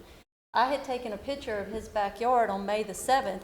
They didn't have this bulkhead there or that silt fence as of May the 7th. Sometime between the 7th and the flood on the 14th, they built this bulkhead and this silt fence, which is across the top of the property. But my biggest thing is public safety and protecting the people. People elected me to this office to represent them, and that's what I hear over and over and over. We don't want to flood, we don't want our property damaged, and we're putting people in harm's way. I stood at the Planning Commission before I actually had been elected, I don't even remember now. My father-in-law passed away during the few days before the election, and so things are kind of muddy. But at the November Planning Commission meeting, when Olga came through that weekend, that was just a hard rain event. It wasn't even really a bad storm.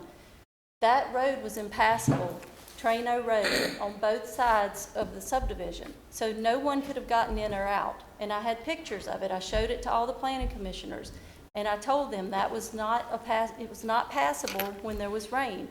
Well, on the 14th, from Thursday afternoon until Saturday night, the water was up even with the hood of a four-wheel drive truck. My husband's cousin rode through and did a live video.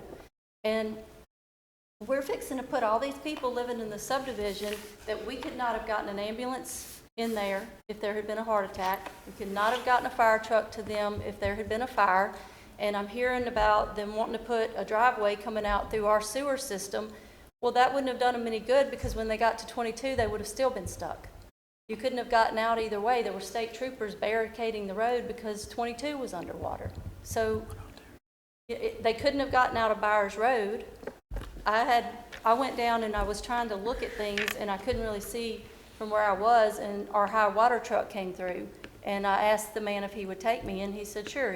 He backed up down the road. So I was actually standing in front of Mr. McDaniel's brick house, and the water was going south on the east side, and it's going back north. I have a video of it.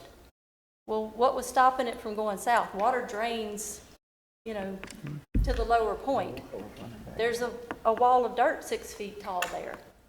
So you're saying that we are going to build structures 12 inches above base flood? We've been doing that since 2016, yes. But we're building entire subdivisions, not just the houses. It's items that we've done since 2016. The comments were that we've done nothing.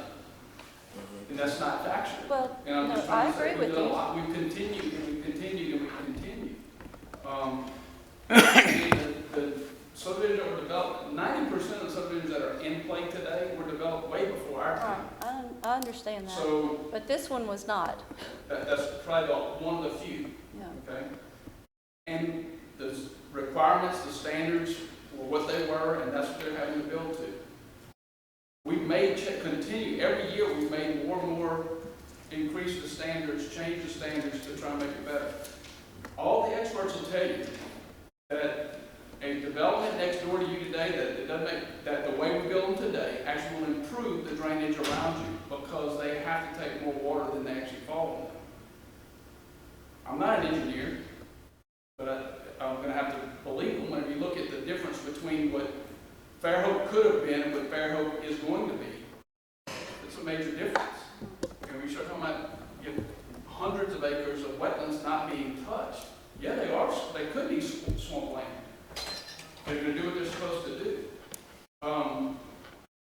I think there's people on this board that have, on the council, that have property that one day you may want to sell. We've got to remember that there is a market that's going to happen one day that all of us need to be ready for. There's hundreds of acres owned by the council here. Some of it's down there, some of it's up in the north end. We, as a body, have made changes to continue to improve, to do, when we realize that the old ways, and really the old ways, were not being effective. Fortunately, the time can we legally go in and widen these creeks and make them deeper? I mean, how do we go about that if it's feasible? Well, I'm just gonna make a statement. Buddy's been here with me the whole time. Part of this problem is the general public doesn't understand how this stuff works. We can't go in on Seltzer's Creek and dig it 40 foot wide and 20 foot deep, because there's two reasons why. One, the Corps of Engineers is not going to let you do that. The second thing is, like this gentleman said, don't dig it curvy, dig it straight. Well, not everybody's going to let you. I mean, we can't even get right-of-ways to go in and cut the brush out of canals. So when you go to some of these same property owners and tell them, we're going to dig a 40-foot channel, the first thing they're going to say is, oh, you ain't putting that on my property. So it's not just as simple as us. If it was that simple, it had been done. Everything we do with drainage, and I think most of you new ones have been there long enough to understand, the Corps of Engineers dictates what you do. And it takes 2 years to get a permit just to cut the bushes. We have not got a permit from the Corps of Engineers, buddy, in what, 20 years to dig a canal? That's how long it's been since we have been turned down to dig a canal. The second thing is the soil is so erosive. When you go in there and dig these canals, they're so sandy. If you dig it or disturb the bank in any way, it's going to slough off, and you're fighting that. So, look, if you're not touched by what these people said, something's wrong with you. But it's not because, and really I take offense to it, that y'all up here for the money and all of this. That's never been my thing, and I know every one of y'all sitting here, that's not your thing. We do everything that we legally and possibly can do. Now, the subdivision situations, I'll be the first to tell you, what happened 20 years ago is coming back now to haunt us. But 20 years ago, nobody ever thought about this stuff. This wasn't something that was thought about. Now we're trying to do stuff, but there's that fine line between, do you put all these people out of work? Cement finishers, dirt people, bricklayers, roofers, framers, electricians, plumbers. Do you put all of them out of work? And do you also tell some of those same people that's living down there, you can't sell your land? We're just telling you right now, you can't sell this land. Now, I can tell you right now, in my district up here, if I tell people that, I better get out of town. Yeah. Because most of them have worked all their life. The only thing that they have is that land, and it's hard to turn down $20,000 and $25,000 an acre for land that you bought 50 years ago for $500 an acre. So this is not going to be a simple fix. And look, I'm willing to do anything that we can do, but I can tell y'all right now, we haven't fixed it in 30 years, and I don't think we're going to fix it in the next 30 years, to be perfectly honest with you. We don't have any control over when 15 inches of rain falls in, what, 8 hours? It wasn't very long. You're going to flood. I mean, somebody's going to flood. Yeah. And I don't know what the answer is. You know, the only one that knows the answer is the man that makes it rain. And he has a reason for doing it, you know. So I'm just saying, we're tackling a beast, and it's not going to be anything easy. It's going to take time, and these people don't want to hear that, and I don't blame them. If I was one of them, I'd be really mad myself. But I just don't know. There's a fine line between saying that if we stop developing now, they're not going to flood, because that's not going to happen. They're already flooding. So I just don't know. Go ahead. Yeah, Mr. President, thank you. I just want to say a couple things. One is I want to take responsibility for not having the ordinance ready tonight. I think there might have been a breakdown in communication between Kristen and I. I worked with Kristen and Bridget to put together the guts of the ordinance, which is what's on your agenda. So I thought that language would pass legal muster. And then Kristen tried to reach me Friday, and I was out to see where the ordinance was. And so I told her, well, we'll get to it when we got back. Of course, yesterday was a holiday. I did send a copy of the ordinance this morning, though. It was sent a copy to you too. So, I mean, technically you could take action on it tonight if you wanted to. My second idea is since no one's here, can't all see it, but I could either read it. Second idea is that you could adopt a resolution tonight announcing your intent to introduce the ordinance. That puts people on notice that today is the day they should have been notified. So any permits pending after today, you could apply the moratorium too. So Chris, that's the second idea. There's one thing I really do want to get straight. Our procedure here for all the years has been, if it's something that is going to be law, we want an ordinance. Right. I'm saying you can have an ordinance and it's ready to go. No, I know, but what I'm saying is, I don't want to have to pass a resolution and then let it sit 2 weeks. Right. And then have to pass an ordinance. That's making people have to vote twice on something. So what I'd like to do is, if we're going to do something, let's have an ordinance, let's introduce it like we always have, and let it sit over the 2 weeks. Now, this one would have been a little bit different because we're meeting tonight and it wouldn't have been a full 2 weeks. Right. So it would have been a month anyway. But if you can, and the reason I like to have the ordinance ahead of time, it gives the council a chance to read the ordinance before the meeting to see what's in it, if there's any change. Well, that's why I made the decision to pull it, because I don't think it's fair to anybody that no one got to read it ahead of time. Kristen, when do you send to the paper now? What day does it go to the? Monday at noon, 1 week prior to the. Okay, so. But you don't send the ordinance, you send the agenda item, right? Yes. But the ordinance, it becomes part of that packet, is that correct? So once we put it on there, that ordinance is there. If somebody wants to pull it and read it, I got it. Okay? All right, I'll make sure it doesn't happen again. Sorry. I haven't had a chance to look at it. I have had a chance to talk to Bridget some on it. Does the ordinance, other than talk about the moratorium, does it spell out any solutions that we hope to achieve from the moratorium? Or that's something that we're going to look into during the time I had an frame? appointment at 11 o'clock and it came through at 11:15, and I have not even read what he sent today. Well, I didn't know what you hope to achieve out of this here, has that been put in yet? The ordinance merely talks about what's on the agenda, which essentially that you have pending drainage studies and maps that are being completed, and that you wanted the time to receive that information before you allow any other development in those areas. And 4 months seems like a short period of time, but from the time Choctaw Ridge came for their preliminary until they got their final was less than 4 months.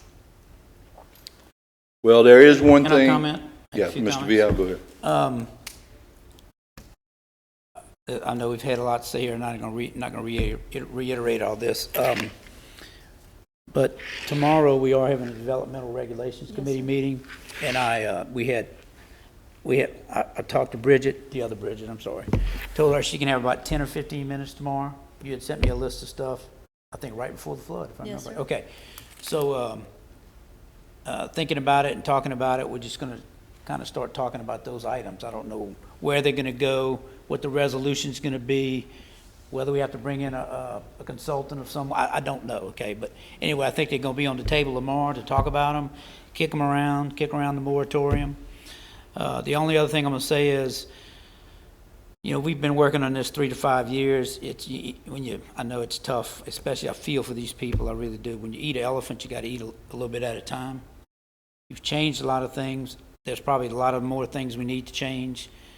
I'm not saying anything's not on the table in my world. It's like, what can we do to fix it, and how can we fix it, and what is the best method to do that, okay? There've been talks about people building off the ground. Is that out there someplace? Maybe so. So I just think we do have to be cautious and careful and balance.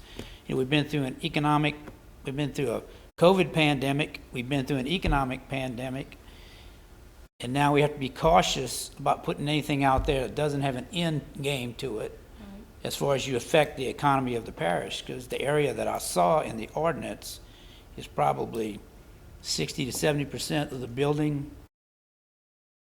economics of the parish. That's a close number, I think. So, will be an impact to people's sales taxes. There'll be an impact to jobs. So there's a lot of things you got to think about. But we did it before. We had a mission, we accomplished the mission, and we're able to get it done. So we just got to think through a lot of things when we do this. That's all I'm going to say. And the last thing I want, one home flooded is too many, and one water rescue is too many in my world, okay? I just kind of, I know I'm reiterating some of what Carlos said, but that's all going through my brain too, you know? But we have to figure out if we can find a solution, a workable solution. I'll make a statement, just ask a question. Do we know of any of these such time pending drainage studies and maps are completed? I mean, do we have an estimate of maybe 3 months from now, 6 months from now? Robbie can answer this. They haven't even been started, I don't think. No, sir. The consultants, from what we understand from the state, is the consultants have been selected, but we have not been contacted yet about the schedule. I can, from the smaller things that we've done, from the time they start, even though we have a good bit of data to give them to help speed it along, it's probably 12 months. Mr. Joseph, did you have something? No. There's one thing I want to bring up, and I'm going to bring it up Wednesday night at the Drainage Board. There was one thing that we took out of the drainage regulations after Katrina, because as y'all know, people were in desperate need across the lake and everything, trying to find houses and stuff like that. We stopped having the wetlands approval as part of the drainage approval process. All they had to do was show us where they had applied. Prior to that, they had to have it completed. I'm going to ask Wednesday night that we reinstate that into the drainage procedure, because what that will do is, when we had that in there, you were looking at about 2 years from start to finish for a subdivision to get started, because that's about the time it takes for that to go through the Corps of Engineers. So in that 2-year period, that would give you some time. Instead of 4 months, you're going to gain, 20 months. So hopefully everybody agrees that it's time to put that back in there. And, we did take it out after Katrina because of the need for housing and people coming here. But I think now we're back on ground that it needs to be reinstated into the drainage requirements. If we get this study and it comes back and it tells us we need to dig these canals wider, deeper, big, how do we go? Do we go to the courts in our Tangipahoa court system and get this open? That's not what that study's going to be. The study's going to tell us. The study's going to tell us it's a watershed. It's going to tell us when rain falls. If a drop of rain falls in Kentwood, how does it get to Lake Pontchartrain? If a storm, 4 inches of rain fall in Hammond, how does it get out of the parish? It's going to show us where the water moves, and if certain amounts of rain have it. So modeling to show, theoretically, and hopefully actually, they should be able to take this rainstorm from last Thursday, put it in the model, and show exactly where all the water went. Because that's what it is, to build what the parish looks like, and then be able to put it in the computer system, run the model, and show if we get 6 inches of rain here, if we get 25 inches of rain, if we build something here and it rains, where does that water go? That's what. It's not going to give us a solution. No, sir. It tells us where the water. It tells us where the water moves and gives us a tool to know where the water will move when changes happen. Yep. There's no way to predict how many inches of rain are going to fall in any given place. Right. So basically, they use LIDAR, very topical to show exactly all the elevations within inches. And see, Robbie, this is the one thing I learned early on. Those people down there not only are at the bottom of the drainage system, they're at the mercy of the south wind blowing, because if the south wind blows, when you having a rain like that, it's not moving. The water of the lake is holding the river, all of the creeks, all of the tributaries. So yes, it looks like it's flooding a lot. But if the north wind was blowing, then your water's going to go. But if you got a headwind of south blowing against that lake. We had very similar storms in March and August of 2016, very similar rain events. In March, the wind was blowing in. Ponchatoula flooded Saturday morning. Both of them start on Thursday night, Friday morning. In August, the wind had been blowing out. They didn't flood till Sunday morning, just because it had more time to move it out. And it was more rain. Mr. Mayu, you asked about the legality of what's going to come from the study. Some parishes have taken studies like that and designated certain floodways within your parish. And you can set higher levels of requirements for buildings or, on your floodways, kind of like the FEMA maps do now. But it still doesn't give us the authority to go and clean these canals out better than we are. So we kind of still at the mercy of the Corps. The Corps, we are. Okay, I'm gonna say No something. doubt. Yes, ma'am. So, one thing, you don't wanna clean them and dredge them too deep, because you're gonna push the water so much faster south, and it's gonna erode the banks that much faster. It's gonna cut in, and it's gonna just come south as fast as it can. If we have the wrong wind, that southeast wind, and that water's rushing as fast as it can, it's gonna hit a wall and come back. And that's what it did on my road the other night. It couldn't get under the road, and that canal back flooded and flooded our shop. So, we have to, the other thing, making it straight is the same thing. You don't want to have a straight river or canal. You want it to wind, because you want to slow the water down. Now, and I know that's kind of confusing because we want to get the water out of here as fast as we can, but we also want it to soak up and move it. If it goes too fast, it's going to erode. We're seeing trees being taken out. We're seeing banks being eroded. And then that sediment is building up, and it's making things Even worse, yeah. So my area is built out pretty well compared to the east side of town. We're seeing water like we've never seen before.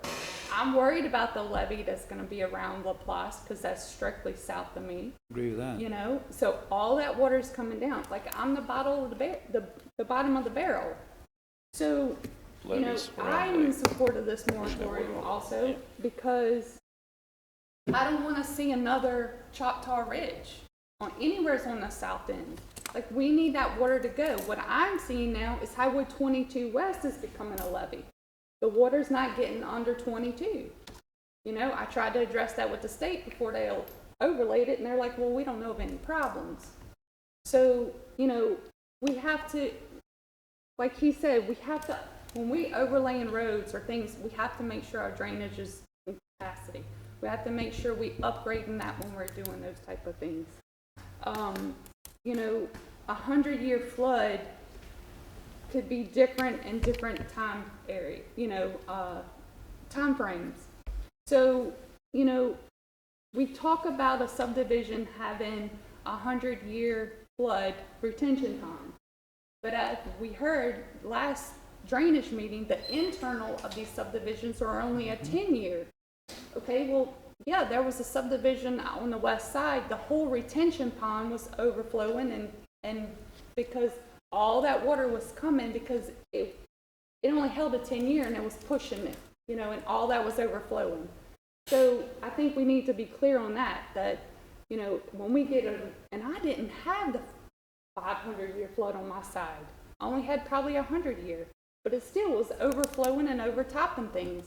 I think we need to look at when we're putting a subdivision, how is it affecting down and what's affecting it from the north and stuff. I think we do it up to a point, but maybe not enough. I also kind of disagree with putting people out of work with building because we have thousands and thousands of lots that's been approved. So it would take a while before that catches up to these contractors. We've put local people out of business and local contractors out of business because of these large developers. So we have local people that's lost jobs, but these large contractors are bringing out of town people in. And like I said, there's been a lot of subdivisions, like that one is 700 lots. So I don't think a 4 or 5 month, 6 month moratorium is going to hurt them enough. I think it's still going to be moving and still because it's already been approved. So I think we need to kind of take a time out, readjust, and look at these regulations that's all coming down the pipe, and let's add to it, let's upgrade, let's make sure we protect these people, and not 20 years down the line, it's like, oh yeah, now it's coming back to bite us again, because some of these other ones are. So, you know, I'm not 100% on board with, look, I love the wetlands, I want to protect them, but what I'm having in my area, we have a subdivision with wetlands that's protected on the side of it. Well, the drainage district can't get in there and help our drainage because it's protected wetlands.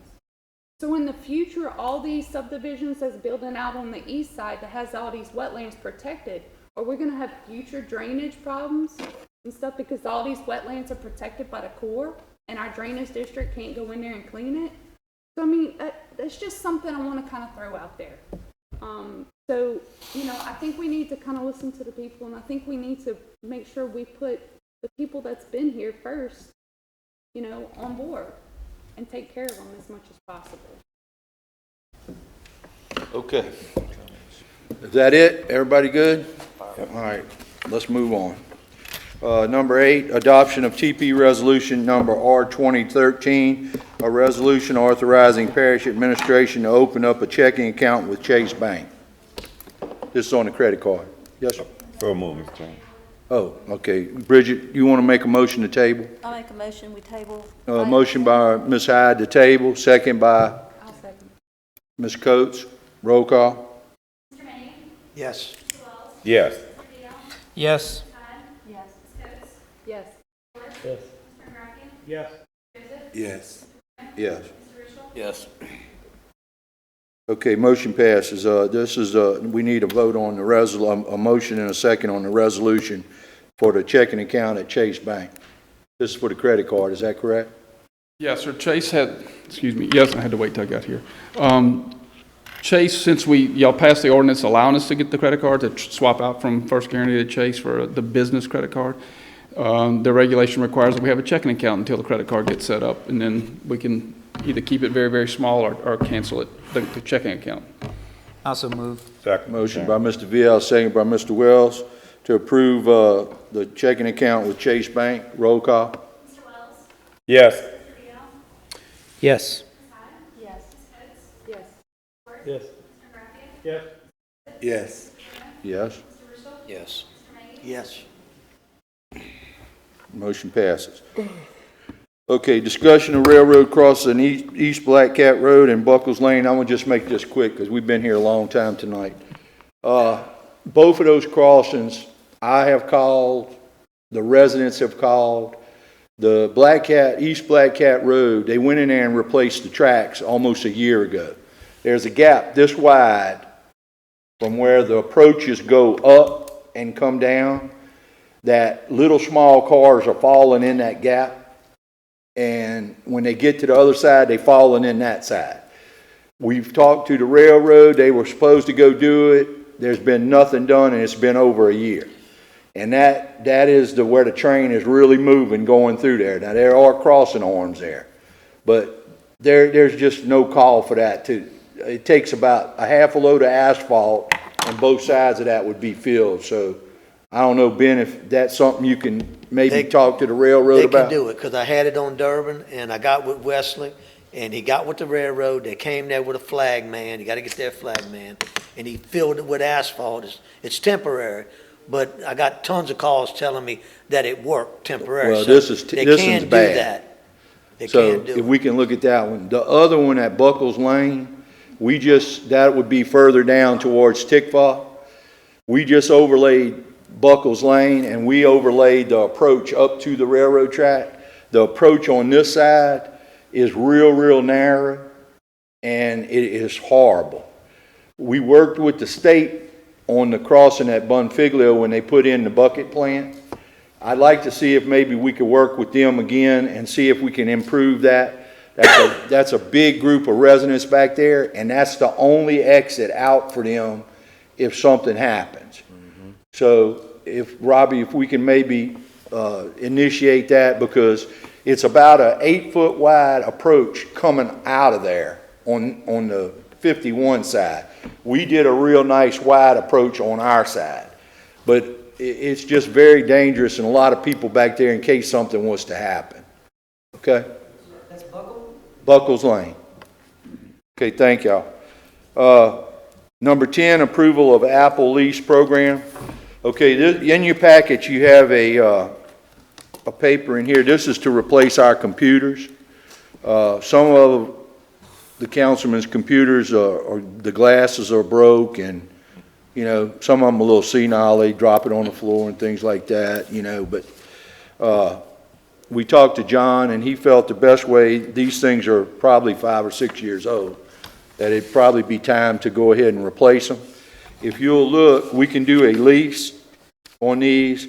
There's a 24-month lease that would be $538 a month. Now that's for all of them. That would be for all of them.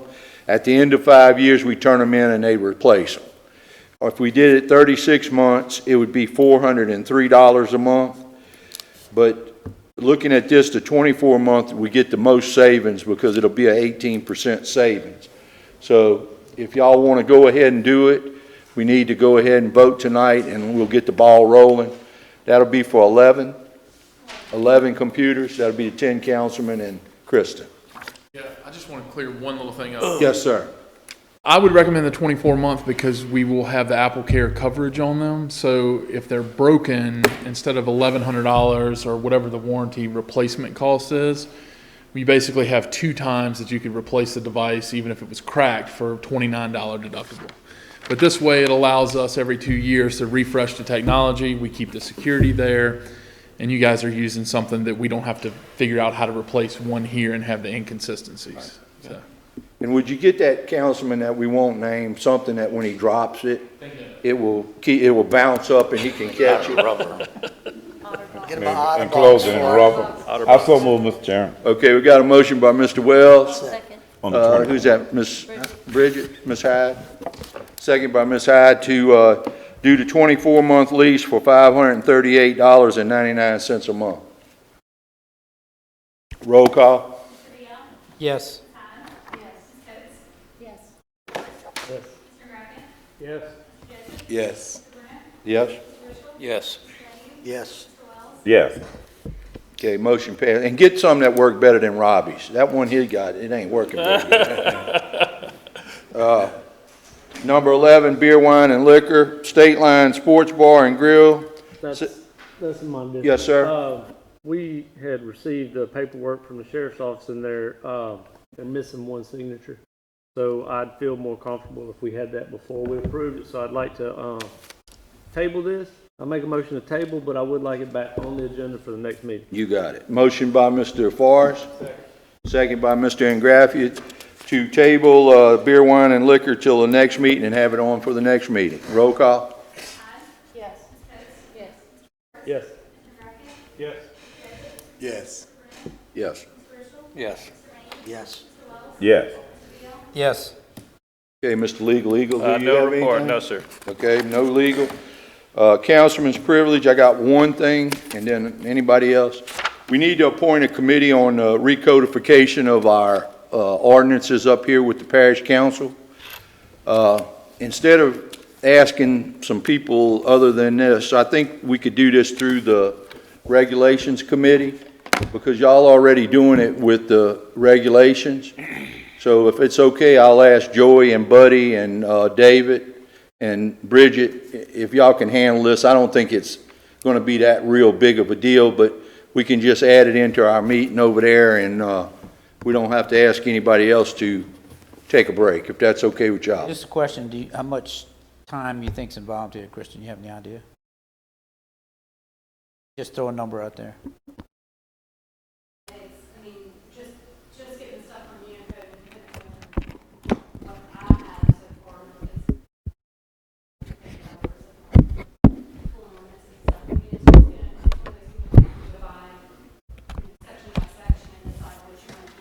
Okay. It's going to be several hours. Maybe want to break it to 2 or 3 meetings. We went to the same thing. Oh, we will, we will. But if y'all start on I'm it, just it's too asking, much, trying to y'all figure it can out. always appoint a committee. Yeah. Okay, all right. All right, well, look, let's try it. If it looks like it's going to interfere too much, or we may have to just have another meeting, we can maybe do it in front of the drainage board meeting or after. And then if it looks like it's gonna be too much, Lionel had a good point, we could just appoint a committee Okay. to take it over, okay? I'll talk to Kristen a little bit more. Okay, that's councilman's privileges, that's gonna knock, anybody else have a councilman's privilege? I'm just gonna say that we have a fire board meeting, should be short, right after this meeting, okay? Okay. Mr. Joseph? Yeah, I just wanted to thank everybody that's looking at the program right now for their patriotic duties on yesterday when we remembered our fallen comrades. Thank you very much. I saw flags flying all over the parish and was really an inspiration to those who died.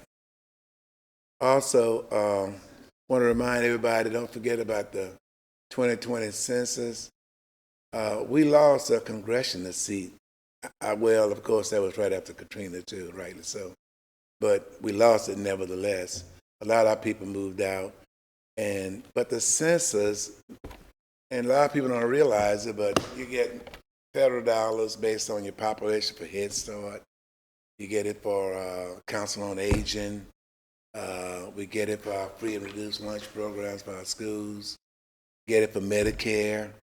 And a lot of programs that we don't think about because we're not participating in, but a lot of people out there do. So please remember to complete, it only takes 10 minutes to complete the census. That's all it took me. We're going to write a letter to a lot of our area churches encouraging their congregation to go out and complete the census. And what we can do, we're asking them to, if they have the wherewithal, to set up little workshops. You can do it on an iPad. Probably can do it on a cell phone if you have an iPhone. And get that information. They don't ask for Social Security number, just want to know the number of people in your household from birth to the oldest person there. And there's no invasion of privacy at all. So it's just to get an accurate count on the number of people that we have in Louisiana.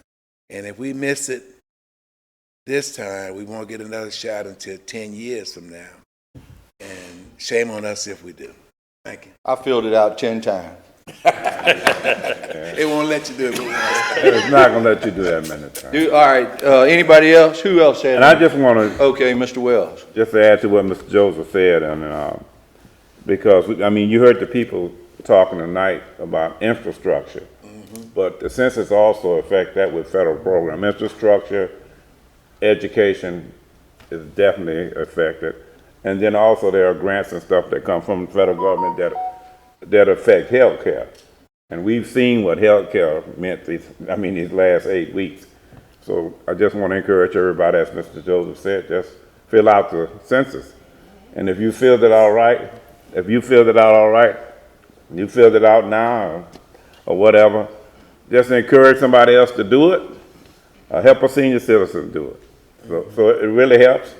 And if you don't do it, or right now I think Mr. Joseph, we're number 30 out of the 64 parishes at 49.2%. Right. And we really need to move that up. Okay, thank you. Let me quickly get the website. www.my2020census.gov. Okay. If nobody else has anything, I'll entertain Mr. Wells' motion. Mr. Chairman, I move that we adjourn. Second. I have no remarks. Motion by Mr. Wells, second by Mr. Vial, all in favor? Motion adjourned.